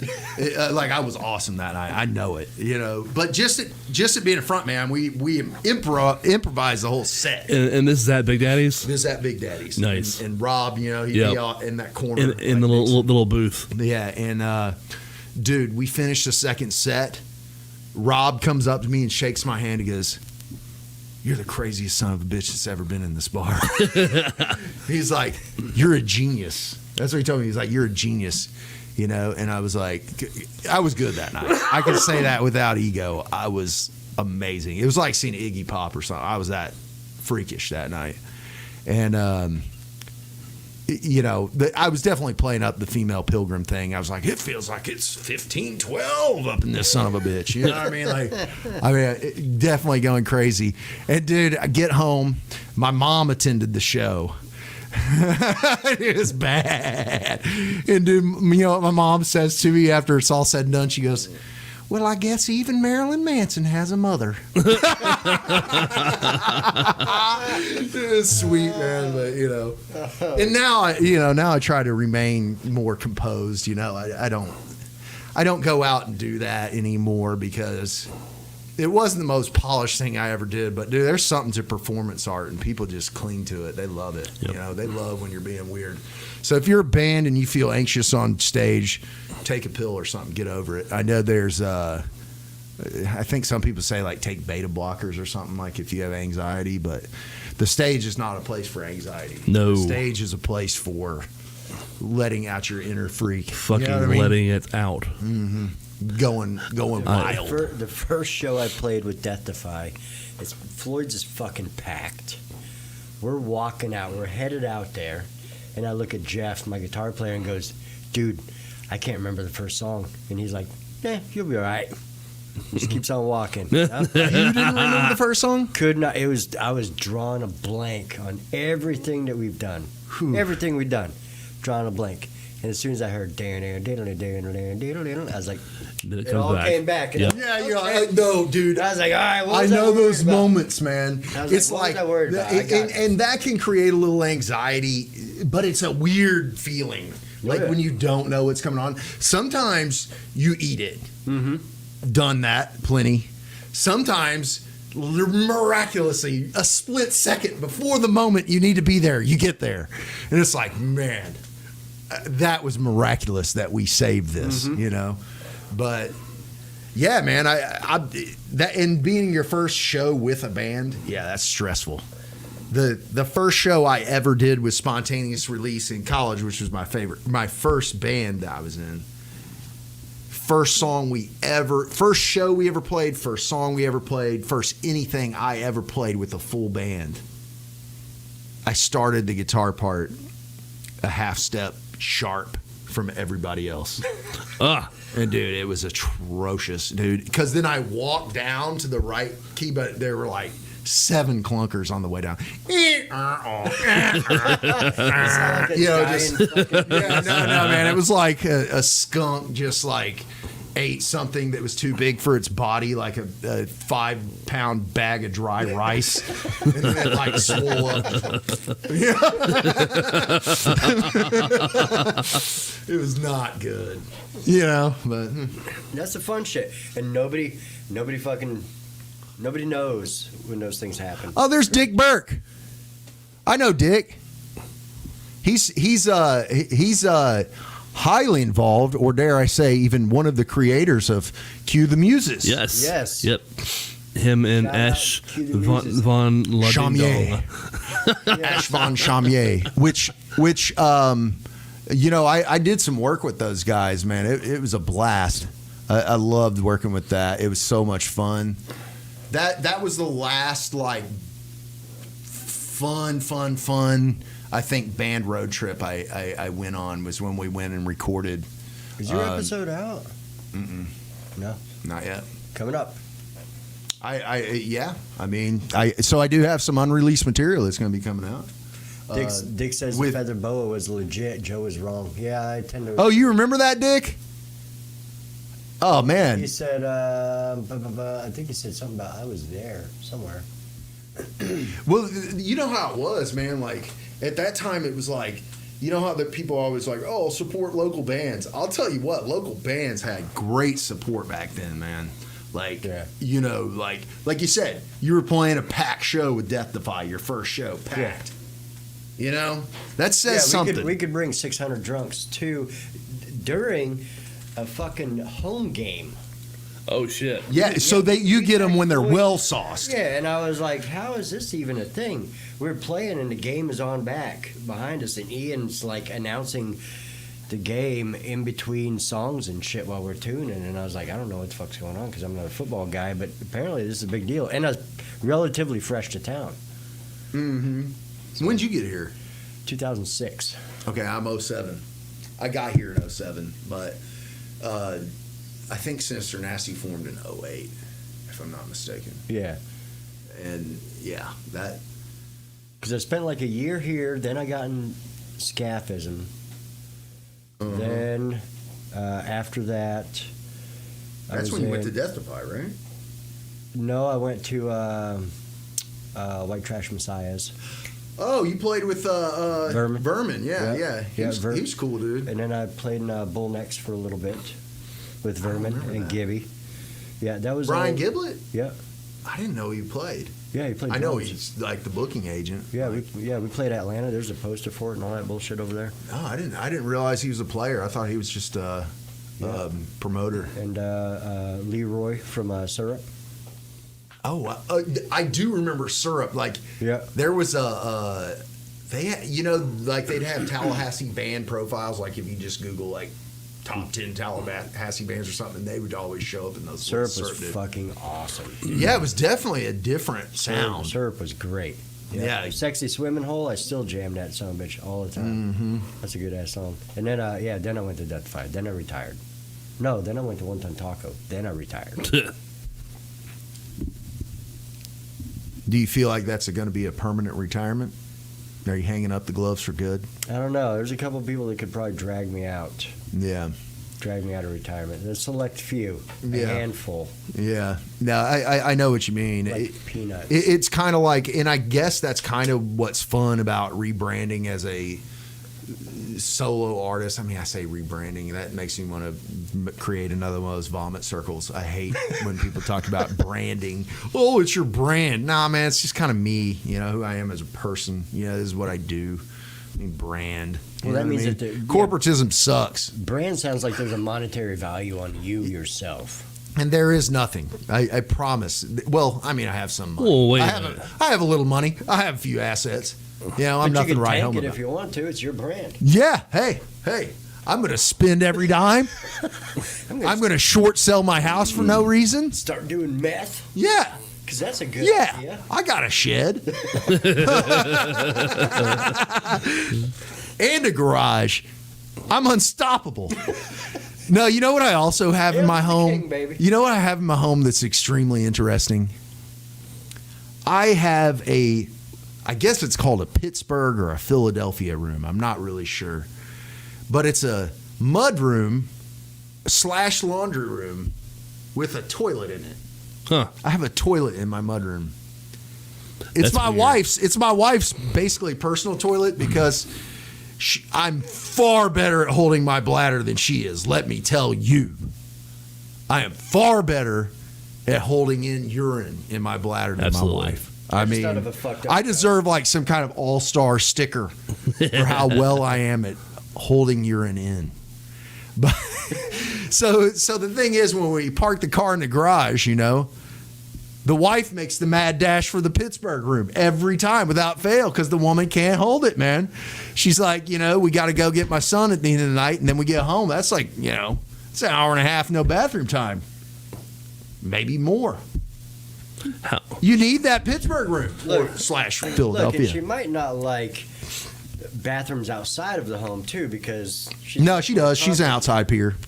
She's a much more fan. compromised than we are. We can spray all over the place. Well- For they got a lot more setup, a lot more to deal with. Yes, they do. Like Now that we have a fence, Like I'm peeing right now.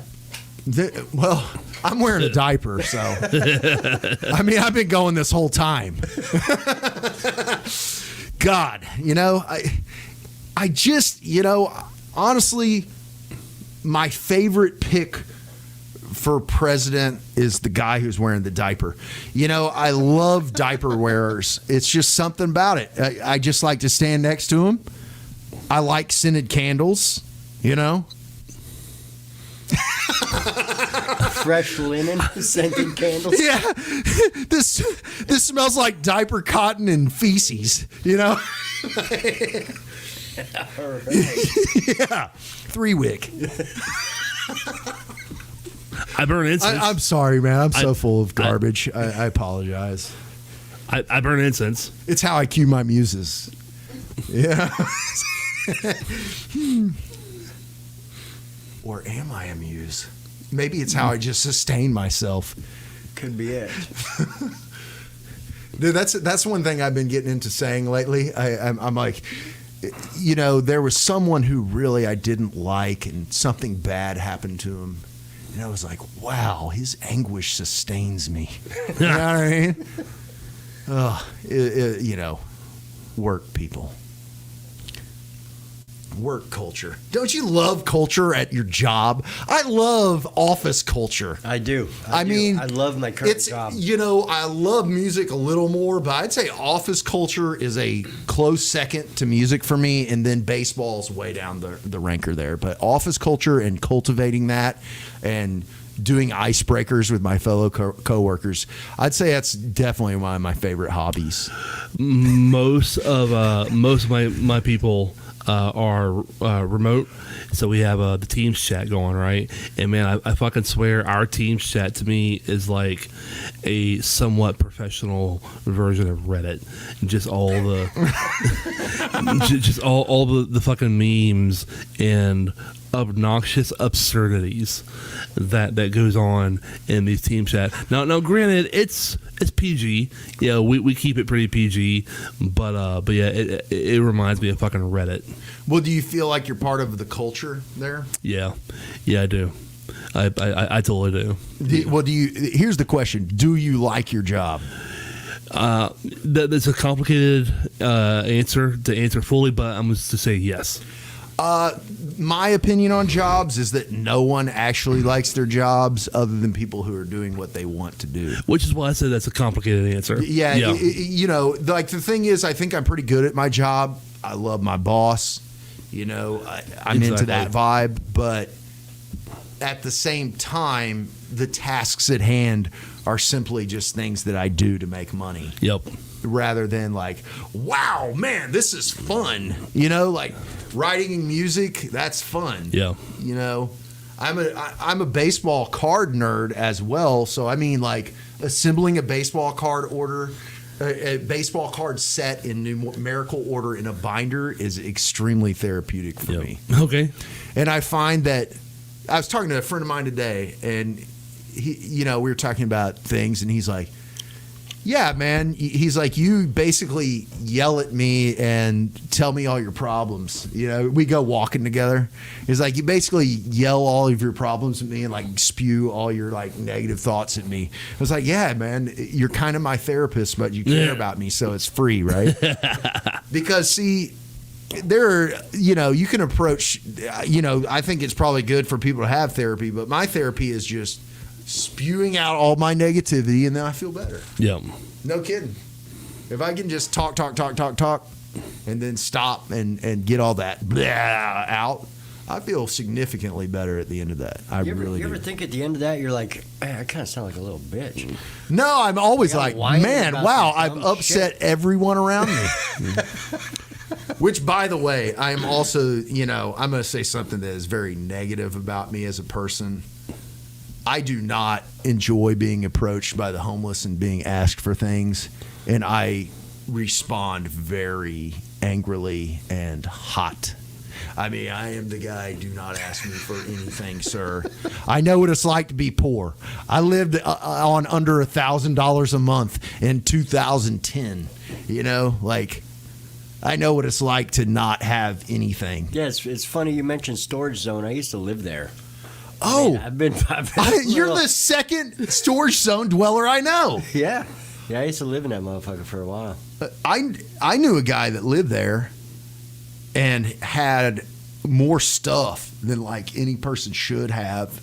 Yeah, that lives. Well, did you have a rat path back to a mattress that was on the ground? No, I lived in the band room. Oh, well, that's not so bad. I didn't even have enough stuff to make a rat path. Well, the one I went in was an absolute rat path, dude. I was like books stacked to the absolute ceiling with like this little thing to like go through, and the guy fed his dog like nice T-bone steaks. Yeah, it was the craziest thing, and then he took baths in a wash tub in between the rows. Mm-hmm. Yeah. You know, so it could be worse. You could be living in a storage shed with a public restroom that was not well taken care of. That I was using. Yeah. So that was you. That's right. When you're living in a van down by the river. Yeah. Well, Yeah, I'd say I've upgraded a little bit now. So well, see, and guess what? You were always a generous guy, even when you were living in a storage facility. Mhm. That's the way to be, kids. Be generous in the storage facility. sometimes I wonder if I'm generous to a fault. I'm like, wait a minute. It depends on who is receiving your generosity and if they believe in reciprocity, in my opinion. Yeah, there's that. Taker's going to take, and takers rarely give, if ever. Yeah, and I've been noticing takers lately. I've been keeping a list. Well, yeah, man. Like when I was young, in like, you know,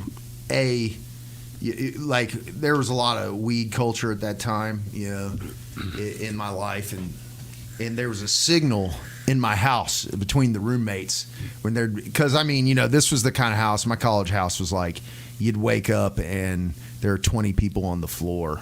Like when you wake up in the morning, you walk in your living room, you're like stepping over bodies, you know, and wow, I am just. Now I know where I was going. So we'd have all these people in our house all the time, but weed was harder to obtain at that time, and it was, you know, kind of a difficult thing. Not difficult, but you know, there were pitfalls with obtaining it and all this, and Yeah, you know, still and illegal. everybody was broke. No one had any money, so you were busy pooling resources, right? Well, the thing is, so you'd have like a shared bag between roommates, right?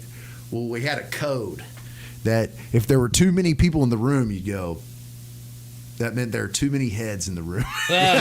So you're like, you know, that meant, okay, we're now telepathically organizing where we're going to dip off to get away from all these people, to adjust our minds, you know.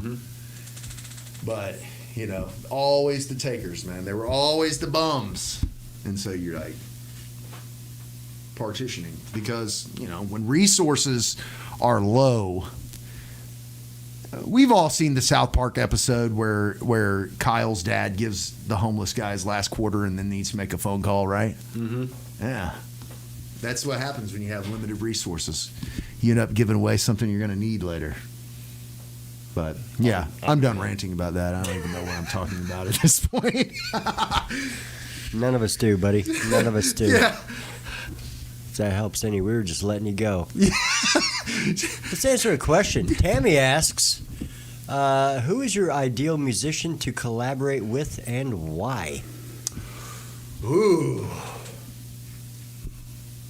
Man. Living or dead? Like dead or alive? Either. I would probably say I would really enjoy creating music with Frank Zappa. Damn. Like, it's just, it can go so many ways. Well, really, my dream would be to have the ability to have a band like Frank Zappa, you know, like have 12 people in basically the equivalent of a high school band room. Everybody's kind of awesome at what they do, but also there are so many of you. And then there's basically like an orchestra.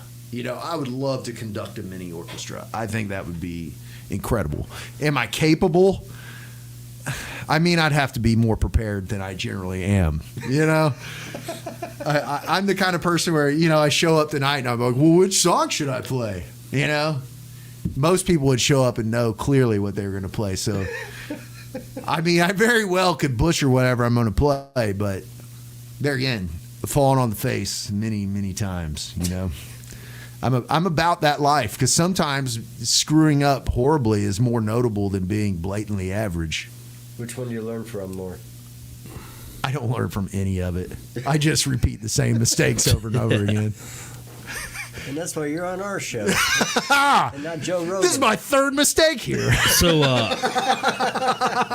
speaking of fucking up, you've got a guitar behind you. I do.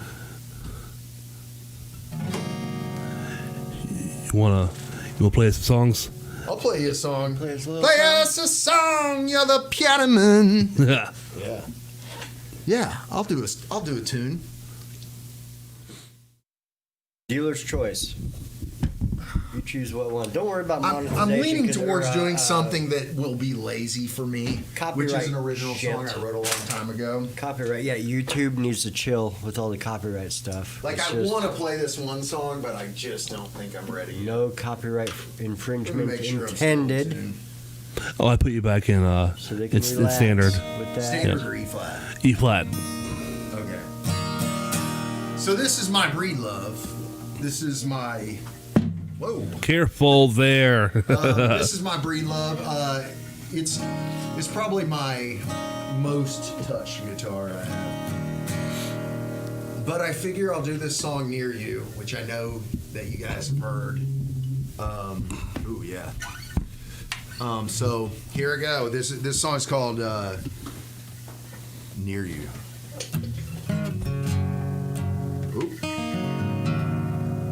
Hold on, let me pop this on real quick. It'll pull me out a little bit if I'm not exactly where I want to be.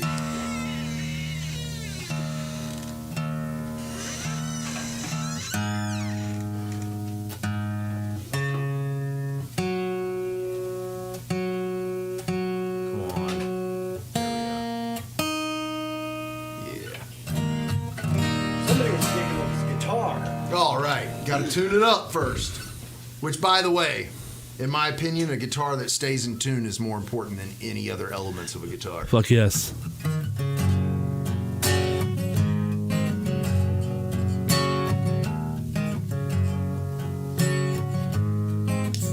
Well, I wanna be near you, yeah. You don't want me, but I wanna be near you, yeah. You don't want me, but I wanna be near you, yeah.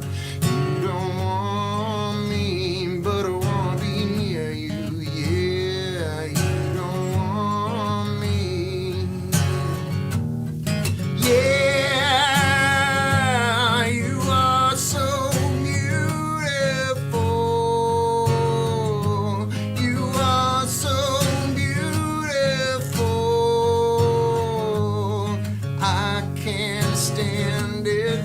Yeah, you are so beautiful. You are so beautiful. I can't stand it. Yeah, you don't want me, but I wanna be near you. Yeah, you don't want me, but I wanna be near you. Yeah, you don't want me, but I wanna be near you. Yeah, you don't want me. Yeah, you are so beautiful. You are so beautiful. I can't stand it. Yeah, you are so beautiful. You are so beautiful. I can't stand it.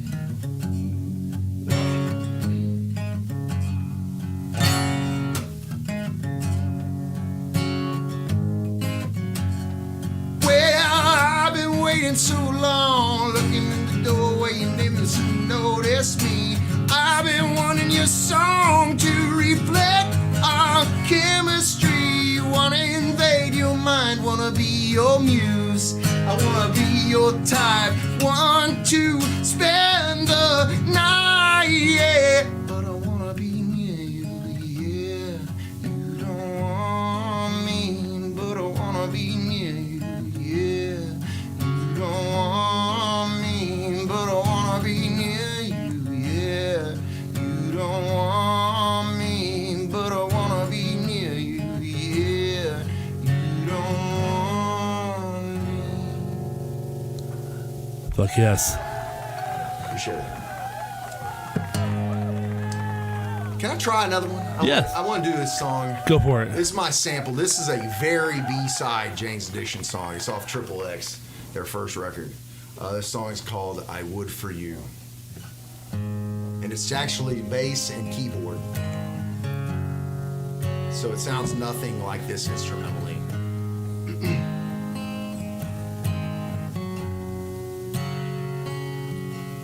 Oh, baby,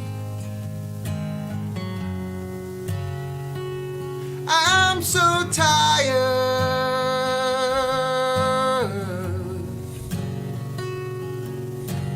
Man from the government, man from the taxes board, man from the public school, the man at the golden rule, yeah. Everybody's slave, I made him my slave. You said this I'd do for you. If it would help to give the world back what it gave, then I would. I would. I would. I would.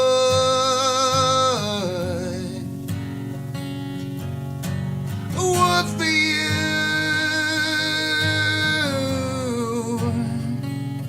I would for you,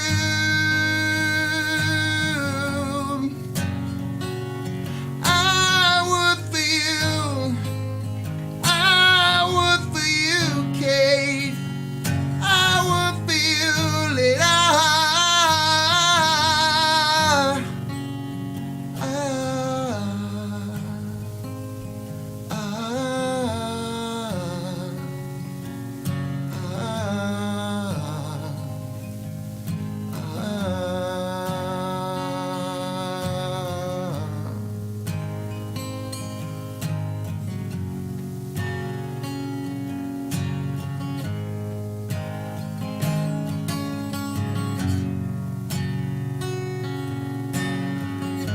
You say my eyes are crazy eyes. Sometimes they are, and so are you. Are you? And if you wonder what I would do, I would do anything if I could. You know I would. I would. I would. I would.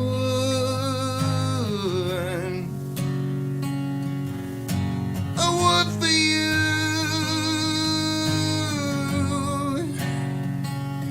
I would for you.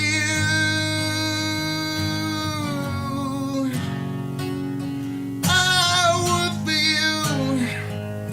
I would for you, Kate. I would for you later.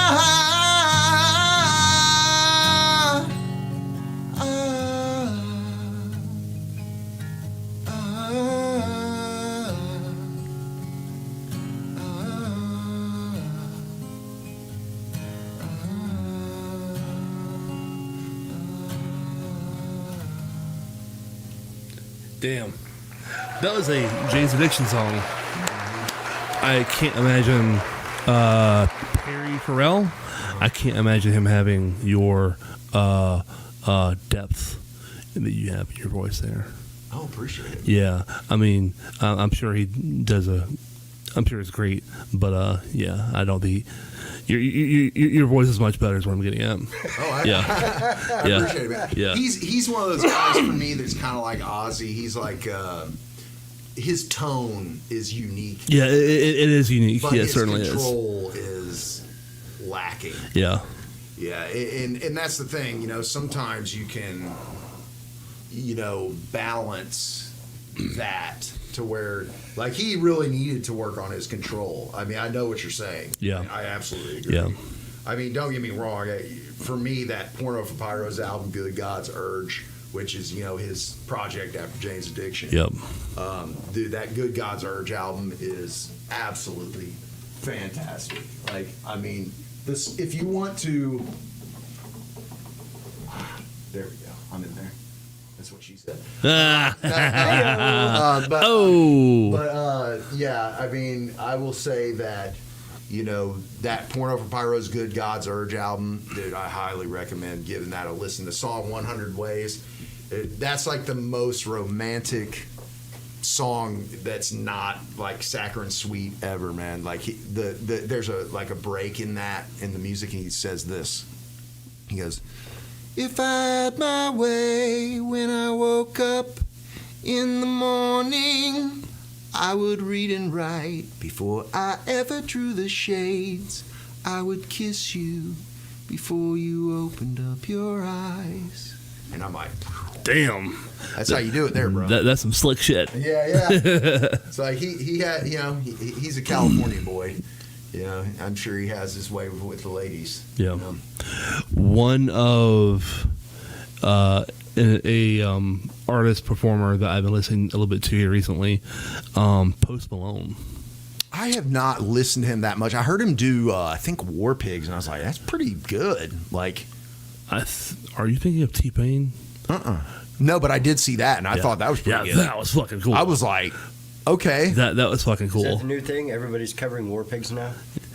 Yeah, I guess. But anyhow, the point I'm getting at is I really enjoy the shit that he's doing on acoustic, like he did Them Bones, Alice in Chains recently. Acoustic. On acoustic, yeah. And he's got a fucking small choir behind him. It's a great performance, but his voice, he has way too much vibrato in his voice to the point where it's fucking annoying. Hard vibrato is rough for me, man. Like, the thing is, the way I use vibrato and the way I breathe is very calculated, or it was. Now it's innate. Yeah. I don't know how to not breathe. To not breathe properly would be awkward. Absolutely. It's kind of like guitar. Like, pick up a guitar and try to play poorly. Right. It's tough. Oh, I don't know if I could do it. Poorly? Yeah. No, pick it up and just like play your absolute worst, and you'll still Damn. maintain some semblance of rhythm and melody. Yeah. Once you know how, it's hard to undo. Absolutely. Like, and that's what's interesting. My wife listens to a lot of world music, so therefore I listen to a lot of world music. And there's this guy named Jesse Cook. He recently played here at like Ruby Diamond. I mean, he's talented guitarist. You know, plays like his own little brand of gypsy jazz. But this guy went to like Berklee School of Music and all this stuff, and you know, obviously highly educated musician. And he said, I spent the next 10 years after graduating from Berklee unlearning all the things that I learned. Shit. Well, you have to. Yeah. Because music is personal. It's a personal path. You know who taught me to sing? I was wondering about that. Me. Because I listened to what I heard. Yeah. You know, and like, I'll tell you, man, I loved the Chili Peppers as a kid. Yeah. Anthony Kiedis is not a good singer. But I focused on singing those songs that were sang by a bad singer. And I'll tell you, man, I do play some Chili Pepper songs, and I feel confident that my voice is better than Anthony Kiedis's. Sure. I mean, I'm confident that like almost every local band singer is better than Anthony Kiedis. So. Don't get me wrong, Anthony Kiedis is a better front man than anybody I've ever seen in this town, other than like Desmond, what's his name, is with Solar System. There are not very many frontmen better than Anthony Kiedis, but vocal wise though, he's so atrocious. Yeah, I'm picking up what you're putting down. Yeah, he's really bad, and you know, I don't begrudge him that. I mean, Sure. I love the music that they did. Nothing but respect for him. Before Californication came out, I think they were Blood great. Sugar Sex Magic was a fucking Great amazing album. Mother's Milk's great. I mean, it's not as good. Blood Sugar Sex Magic's their pinnacle work for sure. Yeah, I think that was their peak. Yeah. Well, honestly, man, I like the one with Dave Navarro. I like One Hot Minute. I think it's great. It's a collection of great songs, whereas I feel like One Hot Minute or Blood Sugar Sex Magic is a great album, tip to stern. If you can take the Red Hot Chili Peppers out of One Hot Minute, that's a great album. Yes. If it can be like a different If it's not band, the Red Hot Chili Peppers. If it was a different band. STP Talk Show. Yeah. Like where they became... if it was a different band, that would be a fucking awesome album. Well, crazy how dynamic of a change going from Frusciante to Dave Navarro was. That's pretty incredible because that's the only member that changed, but it changed the entire sound. You know, I've heard that.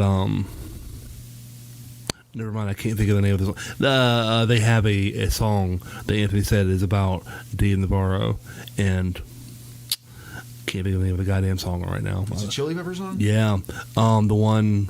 Aeroplane. No. Are you talking about? Is it on One Hot Minute? It may not be. I think it's on Californication, actually. It's not Tearjerker, is it? The one where he says, fuck, I can't even think of the name of the goddamn lyrics right now. That's so annoying. I have those moments all day, every day. Yeah. Not Tearjerker? No. My mouth fell open. No. That the new. Okay. Oh. Like it's right there. You know, it's fucking right there. And But point being, sometimes that's all it takes is to replace one person in the band, and the entire thing changes. We even see that locally. Oh yes. Do we ever? Yeah, Our Final Feud being it. it's It's an entirely different band. You know, I was a really big fan. They tracked with Kyle, didn't they? Yeah. Didn't they do their? Yeah, they did. I was a big fan of Our Final Feud, even when Kai was in the band, and I mean zero disrespect to Kai, no disrespect to him whatsoever. I love his name. That's my son. Yeah, Kai is a very good friend of mine. I like him a little bit. I like Our Final Feud a bit more. Now. Both of them, both Our Final Feuds that I've seen are fucking killer. Yes, absolutely. I've seen some video of them, like, you know, here and there. Like, well, because, you know, Kyle was sharing stuff here and there, you know, and I thought I recalled them. But, man, he's recording so many people now that I can't even hardly keep up. He was saying, he actually released an announcement today that he has surpassed 1 million views or 1 million Kyle, plays. I saw that. Yes, Yeah. I've been meaning to fucking bring that up. Yeah. Yes. So, you know, which, you know, we know how streaming works, you know, that's not that much in the grand scheme of streaming. But, dude, that's a big accomplishment locally to produce that, you know. I mean, you know, that's the thing. Kyle has arguably the best mentor he could have in John Kurzweg. You know? Absolutely. I mean, he, you know, but Kyle's grown into his own, man. We recorded the first Your Captain Speaking EP like in 2015, I think, and then we recorded the other one in We recorded it in 2019, but we didn't release it until 2021 because of COVID. And dude, I'll tell you, the growth between that first EP and our next EP was crazy. And I mean, that was in 2019 that we recorded that. So he's been moving forward for another 5 years now. I mean, Kyle is extremely talented at what he does. If I were to play with someone living, collaborate with somebody living, it's always fun to collaborate with Kyle. God, I always do that because my son's name's Kai. But yeah, man. Yeah, and just so everybody knows, this is not going to be a lame acoustic show. This is going to be porch vibes. This is going to be fun. I know we should have a pretty decent crowd. I'm thinking, you know, from what I'm hearing, you know, people are telling me, you know, I should have a decent crowd, which I'm kind of looking forward to. You know, and supposedly they have a built-in crowd over there. So is this your first time out acoustically in a while? Or? Since that last show at the Warrior, it's been almost a year. And before that show, I couldn't have told you the last time. Well, because I saw your Captain Speaking at the Warrior. Right, our album release. Yeah. Yeah. Yeah, I was at the album release. Yeah. I remember you being there. I think we had some good chats at that place. Which, man, I love that main music hall of that place. That bar is awesome. Like, yes, it is. Really, the thing is, that place, that I love the inside of that room. Like, I really like that room. Like, the bar is awesome. Like, there's plenty of seating. You know, like. That's one of my, I guess if that's my gripe about, that would be my gripe about 926. There's not enough seating. I think, but there again, it's possible. Maybe they're not trying to do that. But at the Warrior, there's plenty of seating. The only struggle with the Warrior is, are people willing to go out there? You know what I mean? That's the hardest part there. But it seems like they are. People are really willing. not that far. It's really not. Especially if you live It's near really an I-10 not. exit. But you know how people are. I say that, but honestly, I can't remember the last time I've been there on like a Friday or Saturday and it wasn't packed. Yeah. I usually saw it packed Fridays, Saturdays. Granted, I'd go catch some shows. I think I saw the Retrograde play there like on a Tuesday or Wednesday night with some national that needed openings that was like passing through Tallahassee, so they play here. And they had a good set, man, but there probably weren't 30 people there. And then, we were supposed to play their album release party, and then Kyle got COVID. Ah, shit. And I don't know if you saw the pictures from Retrograde's album release party. It was like January of 22. Dude, that thing was absolutely packed. It was like stuffed to the gills, man. Like, sad show to miss, but, shows come, shows go, man. Time keeps passing, Get a couple more grays in the beard, Story of my life. As long as you're learning from it. It was scar tissue. It may not be the song, the line, sarcastic Mr. Know-It-All. I've heard it was about Dave Navarro. Really? Yeah. Wow. Man, but Anthony, man, as much as he was my hero when I was a kid. Anthony Kiedis was my hero. Chili Peppers were my favorite band. We're talking 7th grade, 6th, 7th grade, that era, which was right when One Hot Minute got released.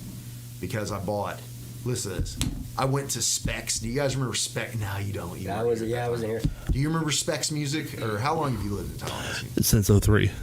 Okay. I lived I went to high school in Thomasville, Okay. Thomas County. Yeah. But there was a place where, like over by New Leaf, I think it's like Vitamin Shop or something now. That was a music store. You're telling? No, it wasn't Specs. It was Vinyl Fever. No, this was Specs. This was like in 1997. Man. Oh, well, shit. 1997. I came through Tallahassee frequently. Mm-hmm. No, Specs was the spot. And I remember I went and I bought Melancholy Infinite Sadness had just released. Amazing, fucking amazing and then I album. bought One Hot Minute at the same time, and then there was another record I bought. This is on Pensacola, kind of No, near. this is on Appalachian. Oh, never mind. No, I'm not talking about Vinyl Fever. I know okay. Vinyl Fever. Yeah. No, it wasn't. This place shut down. I don't even know when.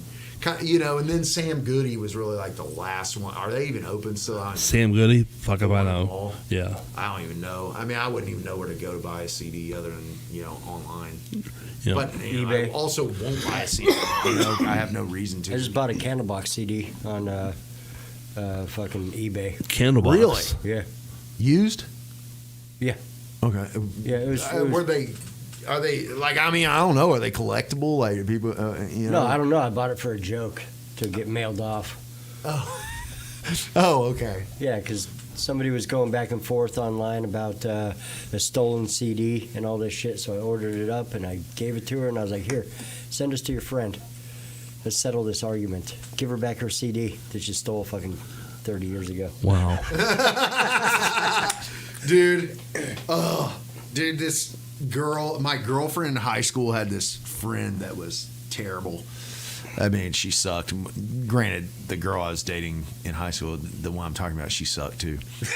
But dude, this girl lifted Tool, Anima, Soundgarden, Super Unknown. I mean, dude, like Pearl Jam verses, like she stole, like not stole, but like, hey, can I borrow these? And it's like, sure. And then it's like, oh, I don't have them anymore, kind of vibe. So yeah, I know the feeling. Like in that, my CD collection meant a lot to me when I was in high school. CD collections is why I don't do, because I have over like 3,000 CDs. I don't do house parties anymore because of my CDs. And the top 3 CDs, they were always taken. Twisted Sister, Stay Hungry. Always came up missing. Prince, Purple Rain. always came up That missing. doesn't surprise me.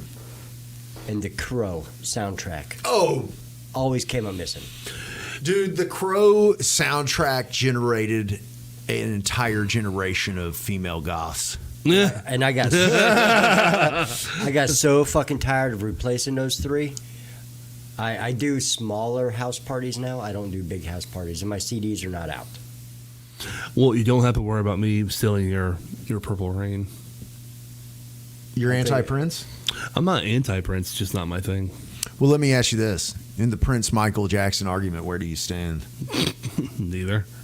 No, that's fair enough. I mean, I would lean Prince because Prince can shred, man. Like, if they let Prince Yeah. shred, dude, Prince is an incredible guitarist. I tell you what, Rob, you should pray you are ever an eighth as good as Prince on guitar. I feel like I'm better.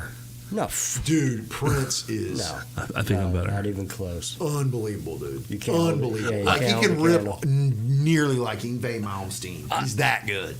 He can rip. On And what? he did it on one award show because they were like, Prince can't do this. He can't solo. And dude, he was just like, I mean, And not dude, only that, dude, but- I'll put Lenny Kravitz. You know what I mean? Like, And dude, not only he's- that, but the motherfucker can play damn near about everything.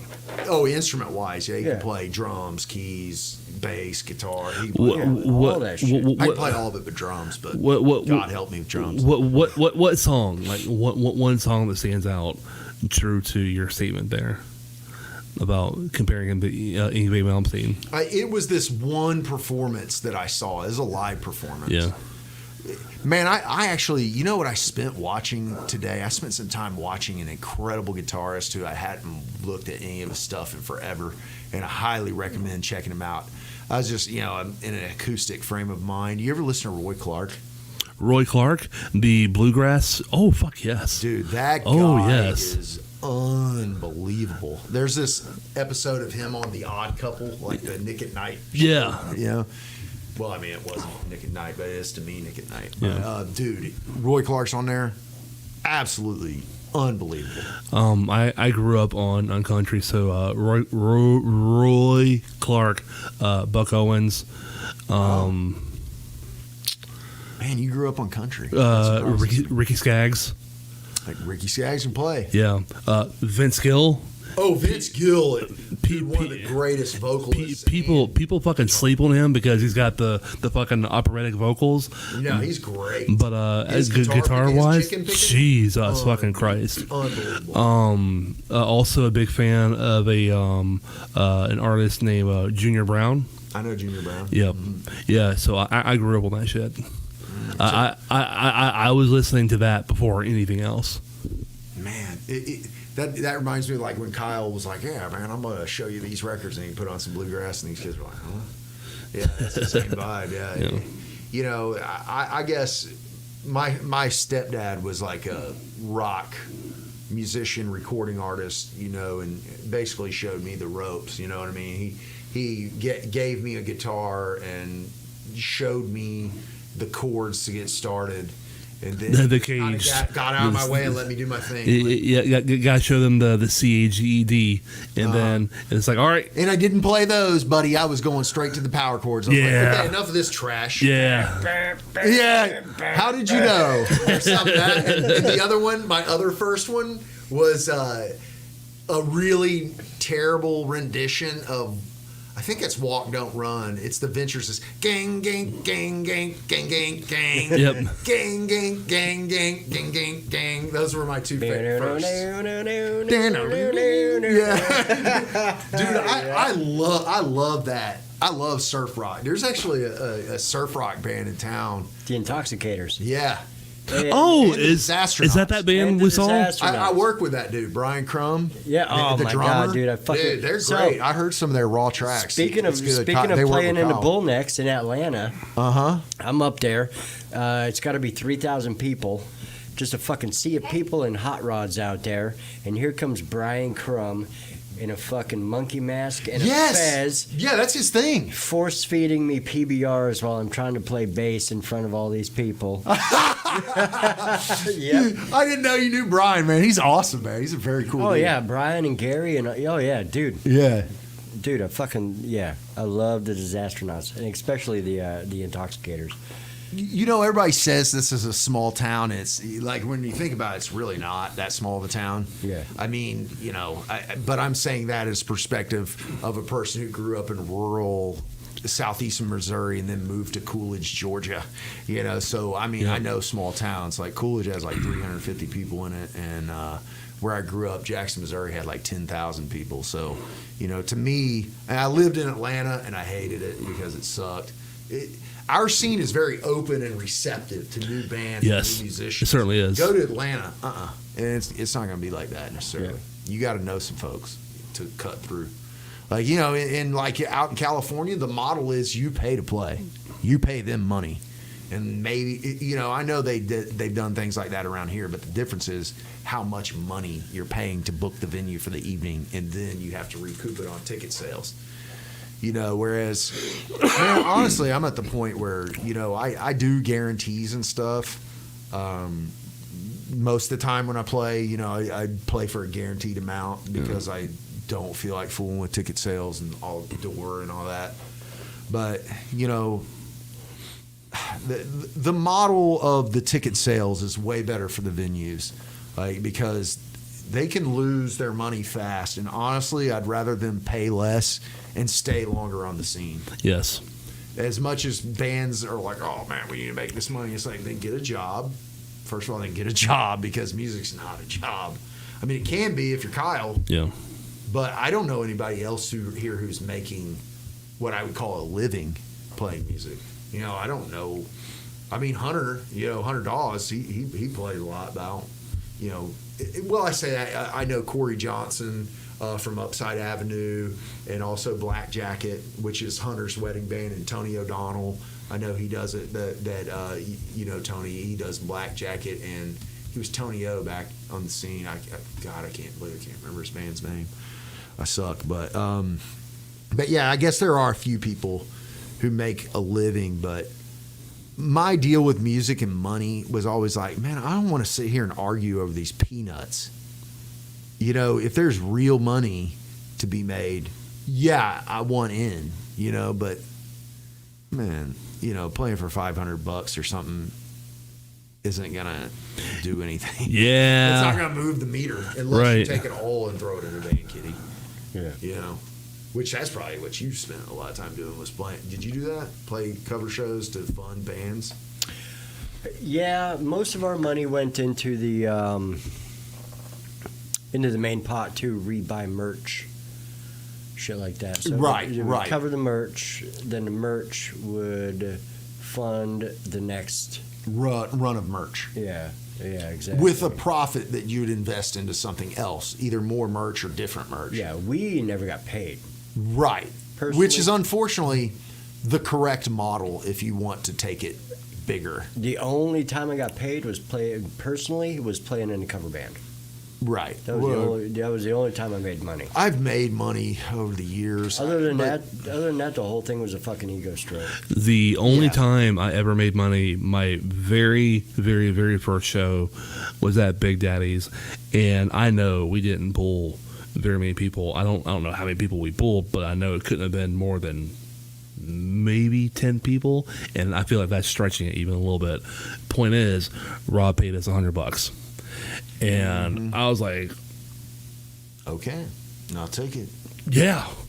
You know, the strip not dying, but you know what I mean? You know what the strip is now. It's not what it was. Like, No. The scene wasn't. You know, like when I was in college, like, unfortunately for me, jam bands were like all the rage. And it's like, I don't like jam bands, but I liked the people who went to jam band shows. They were cool. You know what I mean? They're fun people.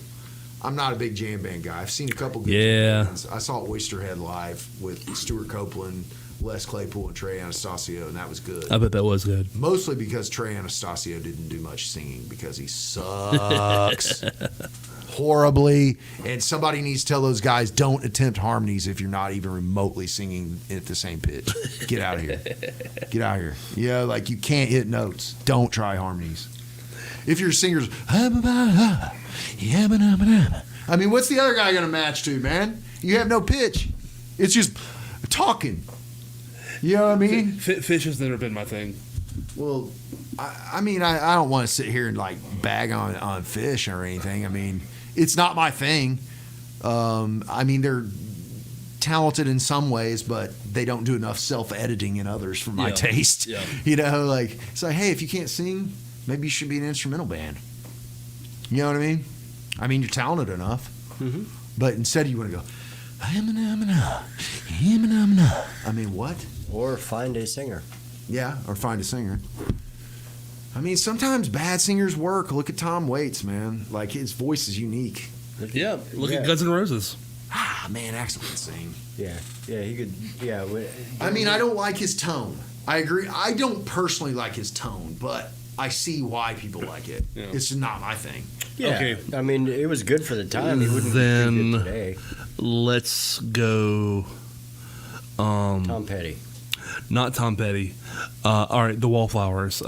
His Jacob dad. Dylan. Yeah, Bob Dylan. Yeah, Horrible. yes. Dude, Yeah. I only like other people playing Bob Dylan songs. Yeah. I never want to hear Bob Dylan, ever. But he's a top-notch storyteller. Oh, he's a great songwriter. Yeah. I want somebody else to play that song for me to listen Yeah. to, though, not him. Yeah. I really don't care for him. Everybody loves good stuff. Oh, yeah. That's too much. It's too much. I was like, the fuck?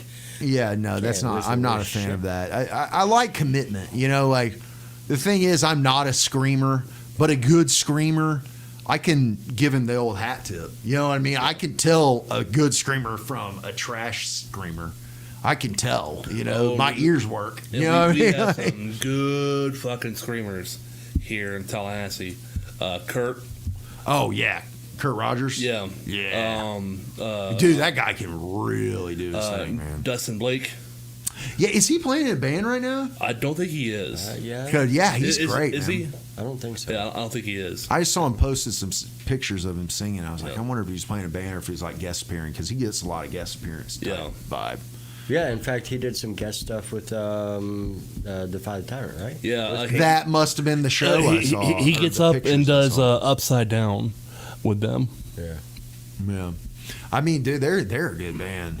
Well, and I guess Ian's doing promotion or radio work now. He's not. He's no Yeah. longer doing Defy the Tyrant. No. Did they replace him or? Yeah. Oh, you haven't seen their new guitarist.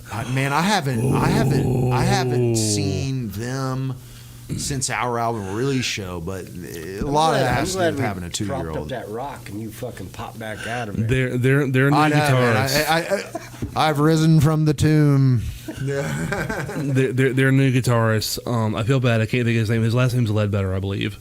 I'm drawing a blank on his first name. Stewart? No, Stewart. Stewart was with him. No, when Stewart's Ian was before. in. With him before. Okay. Oh, I thought I he's didn't know. original. Oh. Anyways, Yeah, because I'm Rob. I'm an asshole. yeah, well, I saw him on some stuff with dude. Stuart Ledbetter's an extremely Bro. good slide player. Yes. He's Like, fucking dude, I beast. saw him playing some slide with Tony Young and the Young Bucks. Yeah. And dude, I was like, wow. I did not know that guy played that kind of guitar. I'd only heard him play like hard rock. Yeah. And like when I heard him play, Matter of fact, the last show I saw, he broke out the slide. Really? For a song. Yeah. no, he's super talented. at slide. Yeah. I mean, yeah, and when I saw that, I was kind of shocked because I just didn't know he had that in his bag of tricks. You know what I mean? Like you've seen somebody play for years, and then it's all of a sudden like, All of a sudden he do starts something? juggling, and you're like, huh? yeah, I didn't know you could juggle. yeah, exactly. I thought you just fucking swallowed a sword all the time. You know, that's one wave I just can never really fully get on is slide guitar. I've got a slide and I break it out every now and then to make a little bit of noise with it, but I'm shit. I'm such shit Yeah. at slide guitar. I'm not. It's usually like the A and G string that Do you tune it to G, open G? Oh no, I'm a standard. Oh, that's your issue. Most slide players play in an open G. Yeah. And that's why I said, you know, it's like the A and G string. I can make some stuff happen, but that's about it. Yeah. Vermin. He's a slide Yeah, runner? yeah. Oh, dude. Yes, he is. He would break out a dobro at the bar. Yes. On like a random ass Thursday night, and just have the whole place just shut down watching him. Just play. He just got it propped up on his lap, just playing away. Man, you remember how eclectic the scene used to be? Like you remember Club Rain? Mm-hmm. Oh yeah. Dude, that was such an odd mix of people. Like, do they still do Blue Mondays at all? Like, is that a thing still? Blue Monday? I don't think Blue Monday is. I know 926 does some shit, but I know they do too, but Blue Monday was. It's not like it was. Blue Monday was uniquely fun. Like, it was not my scene, but man, it was. It was not my scene, but it was my scene because it was you fun. would have like the entire crew Shadows there watching a football game while playing Tekken. Right. Yeah, it was just. And that arguably, other than like the obvious of Creed and T-Pain, I mean, probably Crew Shadows is probably the biggest band from here. Yeah. Like, dude, they're huge in Europe, man. They're huge. Yeah. Monumental. But here, stateside, not so much. Cassie, I don't know if you know her. She played guitar with them for a little while, and I know her very well. Like, she walked Kyle out before he got with Marquetta. She walked him out at our first EP release, and Cassie, to the stage because we do all that stuff. Like, we'd walk out one at a time like it was prom. Like, we'd have our girl on our arm, and we're like walking out. Like, you know what I'm saying? But yeah, man, that band is. But she played with them and went on a tour with them in Europe, and dude, they were playing like festivals, like 30,000 people. Yeah, Johanna, their violin Yes. player, very good friend of mine. Dude, she is super talented. Yeah, man. and I'll see some of the shit she posts. I'm like, there's got to be 10,000 fucking people Dude, there. they play massive festivals, man. Massive in Europe. And it's probably like super, super, super, super fun. I'd imagine. Yeah, I can't imagine. Like, I couldn't imagine that thing where, like, you look at the Woodstock pictures from the stage and the crowd's just like this living organism that's Just a sea of people that disappears over the horizon. I can't even imagine it. Can't even. Dude, it would be absolutely thrilling. Like, I saw that one show where it was like Metallica and like Germany or something. Monsters of Rock. Over 1 million people. It were was there. Metallica, Pantera, AC/DC, and I want to say another band that I can't think of off the top of my head. Yeah, there's this thing that there's 2 million people or some bullshit. There was not that many people. How many people were there though? It was a sea, man. It was 6 figures, man. It don't matter. It don't matter if it's 10,000. That's a lot of people. Dude, yeah. If you're playing for 10,000 people, I'll tell you, I played for over 1,000 a couple times. And dude, it's kind of intimidating. I'm sure it is. I think the most I've played for is 3,000 people, and it was just like you feel weird being on stage. It's like, whoa. Yeah, I'm like, I hope. My biggest hope is that at least half of these people, 1,500 people, are not paying attention to me. Because then it kind of brings it into reality a little bit. If everybody was looking at you like at a festival like that, where everybody's actually paying attention to the main stage. I don't know, man. It's fucking weird. That's a whole different level of shit. See, man, I transform before I go on stage. Really, I go through a transformation. And I used to be like very physical before I got on stage. Like, if you'd see me in the crowd before my band, dude, I'm jumping as high as I can in the air over and over again, like just getting myself like transitioned into like. I mean, I used to go singing at the top of my lungs, like walking through like the vegetable section of Winn-Dixie and stuff. Like, I mean, I'm the guy who always sang everywhere. Like, that's how Tallahassee Nights Live found me. Is I was cleaning at Guitar Center at the end of the night, and Doc D, the guy who runs it, was doing a deal on a keyboard in the back room, and he heard me singing Sam Cooke a cappella, and he came up to me. He's like, "Yo, you want to sing in this thing I'm doing?" Yeah, man, I'll do it. Fuck yeah, I do. Come on in, Jesus. Yeah. No, dude, and they always called me Jesus, man. I guess I did have the look, Well, I guess I do have the look. It's like I haven't changed that much since then, I guess, But I probably don't have the same personality, though. I can't imagine our personalities are that similar. I imagine I'm probably way more of an ass, I don't know. I know if I was the son of God, I'd be kind of a Well, Kind of an asshole. I'd flip over some tables. yeah, I mean, he, You know what he I'm was known to flip the tables, man. He I'm was known. saying I'd show No out a money little- changes here. I'd be hanging with hookers, flipping over tables. I'd be showing out a little bit. I'd have some big ass sunglasses. I tell you that. You want to know one of my biggest musical influences? I just thought of this, and Let's hear it. 1930s Fleischer cartoons really influenced me musically. Like, you know, the old ones, like Fleischer Brothers, like Betty Boop, Popeye. Oh, okay. Dude, like they did a bunch of one-offs and stuff. Yeah. Dude, that music is super inspiring, man. Like, I mean, I still go watch my cartoons, man. Don't get it twisted. I watch cartoons to this day. Oh, come Christmas time, dude.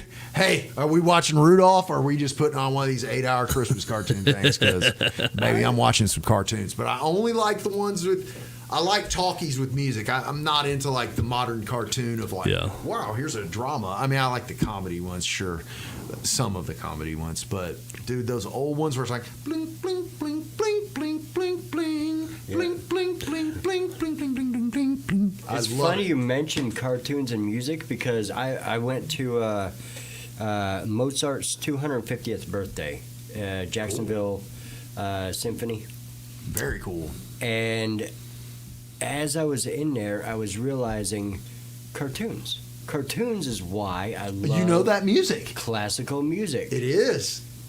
That- Dude, yeah. it is like Blue Danube. You think about those old Disneys, man? Yeah, they so- were incorporating so classical if- music like crazy. If I go dun dun dun dun dun dun dun dun dun, you immediately start thinking. I think of the song I think of the cartoon Hell's Bells by Disney when I think of that. right, yeah, but it was all a classical tune, and I was sitting in there, I was like, holy shit, that's why I like classical music, cartoons, and then I'm pretty sure I dozed off. Yeah. No fucking cartoons being played, just one guy in a. You're like, man, where's the cartoon? I was like, all right, I'm fucking tired. Man, and that's the thing, man, that now with the modern world we live in, video is so important to go along with your audio. Like, you almost have to do music videos to accompany your recordings. Thing is, music videos ain't cheap. And I mean, everything's they're not. so goddamn short attention span, dude. So I'm Oh recent- yeah, we're living in a ADHD generation. Shit, I'm probably ADHD. You know, at least I'm accused of it. I've recently started engaging with Instagram for my motorcycle page. Mm-hmm. I was like, hey, this will be a good marketing avenue, right? Instagram is fucking stupid. That has to be one of the dumbest goddamn You marketing can't really platforms. You Type can't. what you want. You can't say anything. It's just a short video or some kind of stupid ass Your picture. video has to be what you say. There's nothing to read. Right. At the bottom of every little There's video, a little caption a about little tiny thing, and it's Hashtag, like hashtag. yeah, it's like hashtag. 3 words, and then see more, and you hit it, and it says It's a couple just a things. bunch of and that's it. hashtags. You can't start off with your thought. You have to start off visually, and I'm like, this is just fucking stupid. Well, it just shows how much the attention span has deteriorated in general. Yeah. Man, and that's the thing, man. We can sit here and blame, the leadership. We can blame this, that, and other. Man, the thing is, a lot of this is just social conditioning, your phone, like, admittedly, man, I use my phone entirely too much in my life. Oh, yeah, I same need here, to same not here. do that. Dude, I had Just as bad. a kind of a bad day, man. Boy, I was doom scrolling, man. I was doom scrolling, but I just had I had a rough day, man. My dad was supposed to be coming to my show, and he's supposed to be coming down from Missouri, and he's not able to make it. He ended up getting a cold, and which turned into bronchitis. So now he's just in his knees all banged up. But man, I wanted my old man to see me play. He's seen me play before, but I don't think he has seen me play with the crowd I'm expecting on February 2nd at the Soundbar. That's right. Because I'm guessing I'll probably have Doors are at maybe 50 people or so. Show starts at 7, I do believe. Yep, 7 to 10. 7 to 10. I'm going to be doing all kinds of acoustic stuff like you heard earlier. I mean, hopefully I can make somebody cry. That's always my goal. Yes.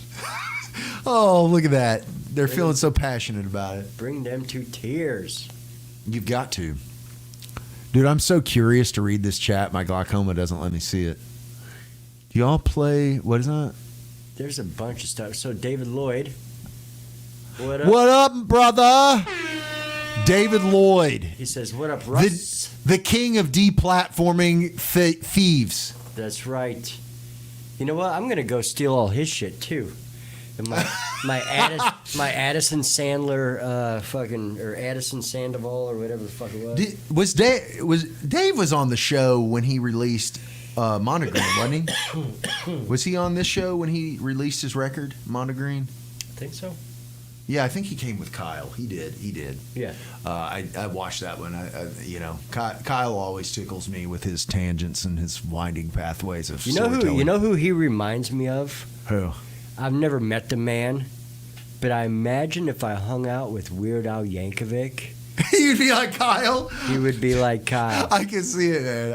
I haven't watched that movie Weird Al or Weird. I haven't either. Because if there's anything negative in there, I don't want to taint the image of what I think Weird Al is. I think he's as squeaky clean as he appears to be. But I think Weird Al is like this great, just funny guy, A good person. and that's the same place I put Kyle. See, man, and that's the thing. I have to say, the older I've gotten, when I was young and good, like, because I was young and I sucked, and the culture was this.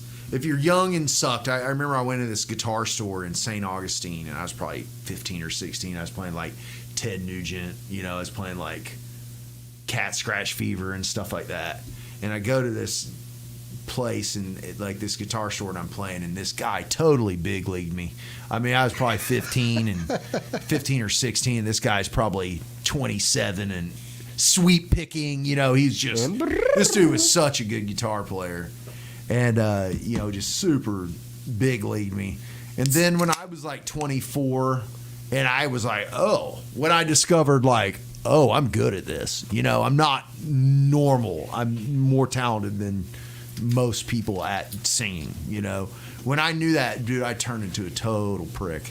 I mean, I was just like, yeah, I'm the man. Yes, I'm better than you. I'm better than your singer. I'm the baddest dude, And the thing is, man, I realize now, the older I've gotten, it's like, none of that even matters. Music's not a sport, But guitar, I think because I was a guitar player, guitar culture is very sport-like, and I dislike that. Yeah. I dislike the sporting element of music. I think the older I've gotten, the more I've seen, this is about a sport. This is not a sport. This is expression of ideas and, connecting with the audience. It's not about your personal ego. Your band has to, as a collective, your band has to kind of have a collective ego. Yeah. But you need to check your personal ego. You know what I mean? But a band has to have an ego to get up and perform. If you don't have an ego, you're not going to feel that. I know if I ever heard a local bass player that wasn't as good as I was, I'd always be like, hey, man, here's how I think you could improve. The only problem with that is they are all better than I am. Oh, I was going to say, people take offense. I'm the fucking worst. Man, you're so downplaying your skills. You're so downplaying your skills. I recently they need to teach me some shit. You know what kind of bass player you are? Terrible. Rock solid. You're that guy. You're the guy who is in the pocket. You know what I mean? You're not. That's what I'm supposed to be. That's my job. Well, some bass players are like a hamster at a party. I'm just hanging out in the pocket. Yeah. I recently, yeah, you got me. Like Mr. Tickles. Dude, my dad. Mr. Dude, what? Dude, see what I did? My dad. I was talking to my dad about money and like investing in bands and stuff like that. And this is my dad's quote, and I think it's so hilarious. He's like, well, you know what they say, you got to feed the monkey if you want to watch him shit. That is great. And that's just how. I don't know, man. I'm probably raised by characters, and I'm and the byproduct of that is I somehow became a character. And it's like, man, am I like a person who would fit in a movie like The Big Lebowski in real life? And it's like, if I am, like, oh my God, man. My parents must be so disappointed. You know what I mean? As long as you're a fun character. Yeah. I mean, I try to be. Man. I'd say you are a fun character. Yeah. Definitely. Being a singer kind of makes you a little bit cartoonish. It does to a certain extent because you have to, check all your reservations. And I don't really have anxiety. We live in an anxious culture. Absolutely. And people can make me feel anxiety if they're really anxious. Yeah. Like anxiety can be contagious if you're around someone who's incredibly anxious. Like I worked for this lady. I had the worst boss in my life. I hate her guts so much. And she was like that, man. She was so on pins and needles all the time. And she'd always just like make everybody else miserable because she's miserable. Yeah, just raise the energy of the room. You know what the best approach to conflict mitigation is? Hitting it off as soon as it pops up. I'm not saying I'm good at it, but if you address a problem as soon as it becomes a problem, you will have better successes in life. And a lot of my failures in life have had to do with my own passivity and not speaking up when I knew something was going off the rails. Dude,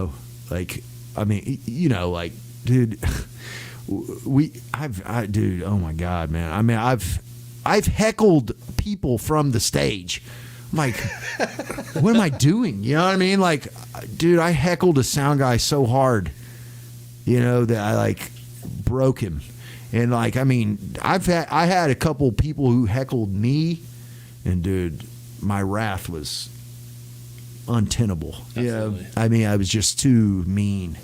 Don't get me wrong, they left because I embarrassed them. Like they'd come in with a group, and this guy said something one time at this gig, and dude, I insulted him so hard. He walked in with like 2 chicks and a dude, so I assumed it was a couples thing, and I heckled this dude out so hard he left alone. I've only heckled a band once. It was at Floyd's. The band Cold, actually. And whatever band they had on, they were like just this fucking pop rock. What, the opener? Yeah, the opener. And I did a little bit of heckling, and within 5 minutes I felt 2 people standing next to me, and I look behind me, and there are these 2 dudes much larger than me standing on both of my sides. Were they Samoan?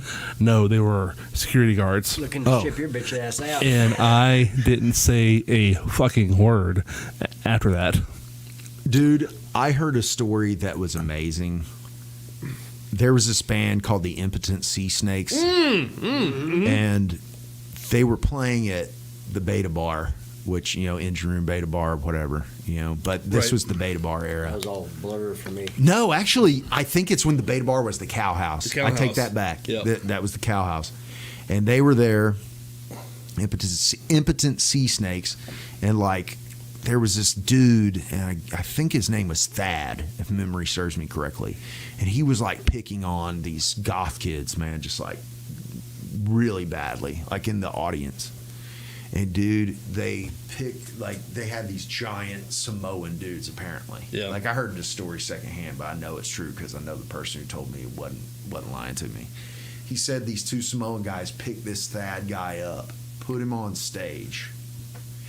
The singer and pull his pants down, ass to the crowd. The singer for the Impotent Sea Snakes, I guess some kind of birthday party or something, or party, he takes a piece of cake, shoves it in this dude's ass, takes a bite out of the cake. The singer takes a bite out of the cake. He's like, ow. Dude, they said that fat guy disappeared, never to be seen again. He vacated the Tallahassee area because of the embarrassment of picking on these goth kids, and then the cake getting eaten out of his butt. I mean, man. I don't know about you guys, but I guess maybe that's somebody's proclivity or something. I don't know. Likes cake. Yeah. Dude, could you imagine sticky cake butt? There's a band name for you. We're sticky cake butt. That's right. Or that's a good Chili Pepper lyric. Sticky cake butt. You know what I mean? I feel like that's a Chili Pepper tune right there. Cake farts. Cake farts, dude. Dude, cake pops. No. There is a video called Cake Farts. I'm just going to leave it at that. Oh, that's a thing. I'm going to Google that. Yep. We'll maybe talk about that for a It's second. nothing but icing. It's just a straight. Oh. No, actually, I have no idea what it is. I'll let you guys look it up. I'm not going to. You're not going there? Nope, not going to spoil Let it me for see you. your cake fart. Your cake fart. It's you just have to watch it. Yeah. Dude. Man, I'll tell you, man. I'm excited. I'm excited about Friday, man. Fuck yes. I'm super excited about playing music, in front of folks. Honestly, just picking up the acoustic guitar and playing in the studio, and for the people that'll see it, man. Like I love that feeling, Man, actually, I guess I should ask Jeremy. Man, I'd like to maybe get those songs cut down. Yeah. And then, I probably shouldn't use I will. I'll throw it up there. I'll get my copyright infringement. But, if I can get those songs cut out, I might put them up on a page or something. I don't know really what to do with it, but. I'm curious at what, playback sounds like, I feel like the second song was better than my original, but that's the breaks. It sounded good. You can usually tell. Yeah, it sounded pretty good. I thought. Cool. Because really having that kind of content to share is critically important. You guys want to hear a random fact? Sure. Do you know who Pennsatucky is on a Netflix series called Orange is the New Black? No. You've heard of Orange is the New Black. Heard of it. Season. Yeah. So this chick, from there, she's got problems, but she went on some rants about eating some married dude's butt. But Was there cake involved? no, this was a cakeless butt eating. Man. But she actually dated this chick that I played with at AJ's. Damn. AJ's. Holy fuck. AJ Sports Bar. Yeah. Yeah, she dated this chick, and there was this chick that dated her named Ann Klein. She's actually a regional acoustic singer-songwriter. Like, she's talented. I'll give her the old hat tip. Like, she's good. But her thing is that she was always like recording, and she'd always have like all these like her Venmo and her Cash App and all this stuff, and she's like just getting virtual tips. It's like, man, that's actually probably a very smart thing. I'm just not. I've just never been that one, man. I've always been the guy who's like very underground, very not reclusive. I go out and do things, but I just never really took the steps to be successful. You know what I mean? Honestly, because I know what happens when it becomes a job. It becomes not fun. Yep. I've known enough people to know. Like, my best friend growing up, one of my four best friends growing up in Missouri actually won a Grammy. Have you ever heard of a band called Ryan Bingham and the Dead Horses? Ryan Bingham's on that show with Kevin Costner. What's it called? Yellowstone? Yes. Ryan Bingham is on that show. Wait a minute. Ryan Bingham is a singer, and my best friend growing up played in his band. I know who you're talking about. His name's Jeb Stewart, my friend that I grew up with. He plays fuck, I could see his face. I can't think of his name right now. He's the kind of... I'm immediately just picturing him redheaded. No. He's like a grizzled beard, 5 o'clock shadow, Yeah. dark-haired guy with kind of a thin face. I cannot believe I'm drawing a blank on this guy's name on the show. Anyways, Yeah. that doesn't matter. But yeah, that my best friend growing up when I was a kid ended up playing in that guy's band, and they won a Grammy because they did the music for what's it called? Walker. The character's name is Walker. Walker. You Yeah, know him on on Yellowstone. I don't Yellowstone. I don't watch television. I haven't seen one episode of that. Man, I grew up 30 miles from where they're filming that at. Uh-huh. In fact, I was up there talking to a buddy of mine, and Kevin Costner is renting the house next to him. Wow. And I told my buddy, I'm not going to say his name, but I told my buddy, I'm like, dude, next time he's like out back chilling in the hot tub, you need to jump up over the fence and be like, Waterworld sucked. Just fucking dip back down. Dude. You know, Costner did bless us with some good ones, though. I'm not saying it was to his acting ability, but he... Dude, Mr. Brooks, you ever see Mr. Brooks? yes, yep. Great. That fucking movie was dope. Dude, That to was me, a Field of good- Dreams is the best baseball movie of all time, other than possibly The Natural. And then And Dances with Wolves is fantastic to oh me. yeah, dude, check out Mr. Brooks. Mr. Brooks. Okay, I'll scope it out. Dane Cook is in it. Yep, Yeah. yep. The premise Dane is Cook is in it? Dane The Cook, comedian? the comedian, is, The only movie I know him from is Waiting. and Employee of the Month. I never saw that. It's okay. I'm It's not all going to right. give a bunch, but Dane Cook is kind of a perv stalker type dude, like stalking this chick. In real life? No. Oh, in No. the movie. in the this movie. movie. And Mr. Brooks, Kevin Costner, is a serial killer. So Dane Cook witnesses this and then confronts Costner and says, I know what you did. You need to teach me. And the whole fucking thing goes downhill, dude. You got to see that shit. It's It fucking great. is a good Sounds movie. fun. My wife would like that. You know, you were talking Game of Thrones earlier. Uh-huh. If you like Game of Thrones, Yellowstone is a modern Western version of Game of Thrones. God, I love Westerns too, man. If you like Westerns and you like Game of Thrones, I cannot suggest it and recommend it enough. I still ain't even seen Tombstone. God, that's a good one, man. I'll tell you what I watched this movie and it honestly had one of the most incredible openings. Oh, I didn't watch the movie. I've only seen the trailer, which was like the opening scene, and it looks like one of the greatest opening scenes of all time. I'm like, man, I need to watch this movie. And I feel bad that I haven't seen it because I feel like most people probably have. But Once Upon a Time in the West, have you seen that? Dude, No. it looks serious. As Western as I get is Star Wars. Really? Yeah. Man, Don't get me wrong, I don't mind Westerns. I just don't spend a lot of time looking out. I need to see Tombstone. yeah, Yeah. you do. I mean, Yeah. Val Kilmer is Doc Holliday. That is the shit. I've seen some clips and I'm like, dude, that's so fucking awesome. I need to see that shit. I would say Tombstone is probably within my top 10 Well, you mean Westerns or just movies, period? movies, period. No, that's Yeah. a good one. Dude, there's some. Do you watch subtitles? Are you Yeah. guys foreign film Yeah. guys? Man, you need to watch a movie. It's from like 1979 or something. It's called The Ascent.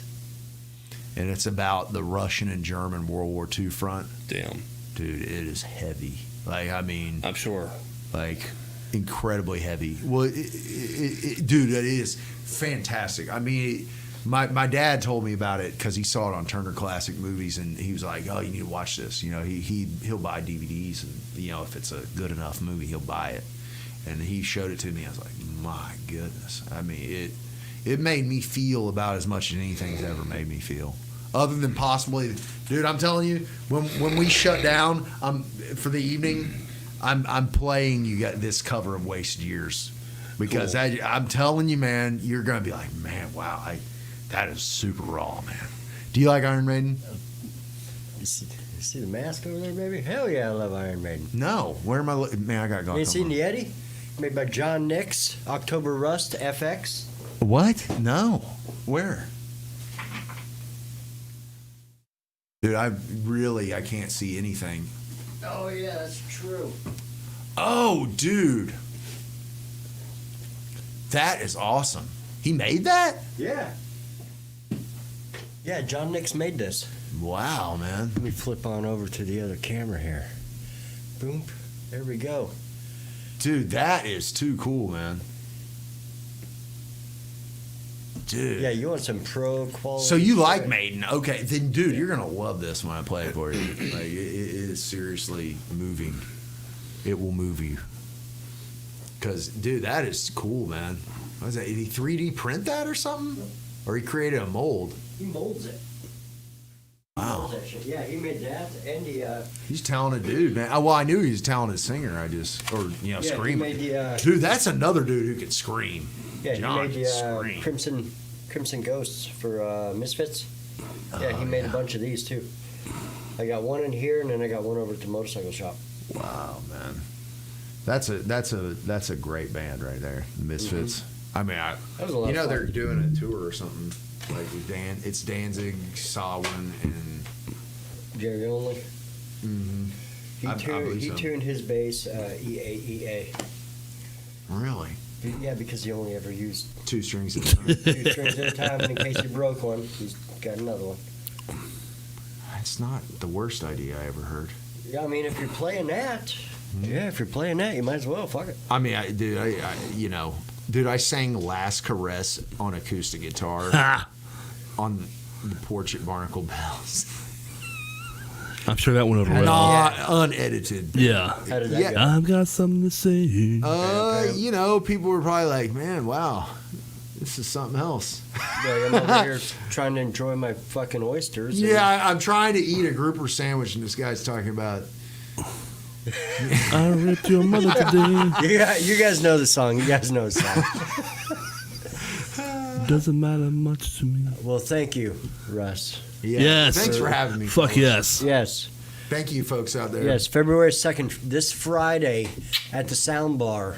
Go see him and put a bucket out front so people can shower you with money like you deserve. Oh, I appreciate that. Fuck I will yes. actually take that in mind. I actually do have a new tip jar that's a firework I shot off that it left me with an empty Dia de los Muertos skull. Oh. So I shot a firework, ripped out the guts, and now that's my tip jar.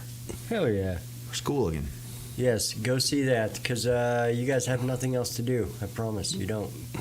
You ain't doing shit. You ain't doing Not shit from Friday. 7 to 10, you're not. No, yeah, you ain't doing shit from 7 to 10 Friday, so turn off Yellowstone and go. Yeah, for real. And then go home and watch Yellowstone. Yeah, Press record pause it. on your Yellowstone. Go to the TiVo. show. Go It's, home. it's on Peacock. You can TiVo that shit. Look. Is that is TiVo Did you get still a thing? TiVo? Look, if you never don't have understood it. TiVo, I'm going to call the management. TiVo is important. I don't even know what. It used to record like shows that were live, right? Yeah. And now it's just like you Now just go nothing is accident- live. Everything is streamed. Yeah. There's like nothing live anymore, God, except for us. I'm alive. Off the record I'm music live. show. I'm live. Rob, I'm going to flip it over so you can point at this camera and you can tell them off the record music show, and I can hit this thing right here. You ready? Off the record music show. You got to point at the camera. Oh, I have to point at the camera. Off the record music show.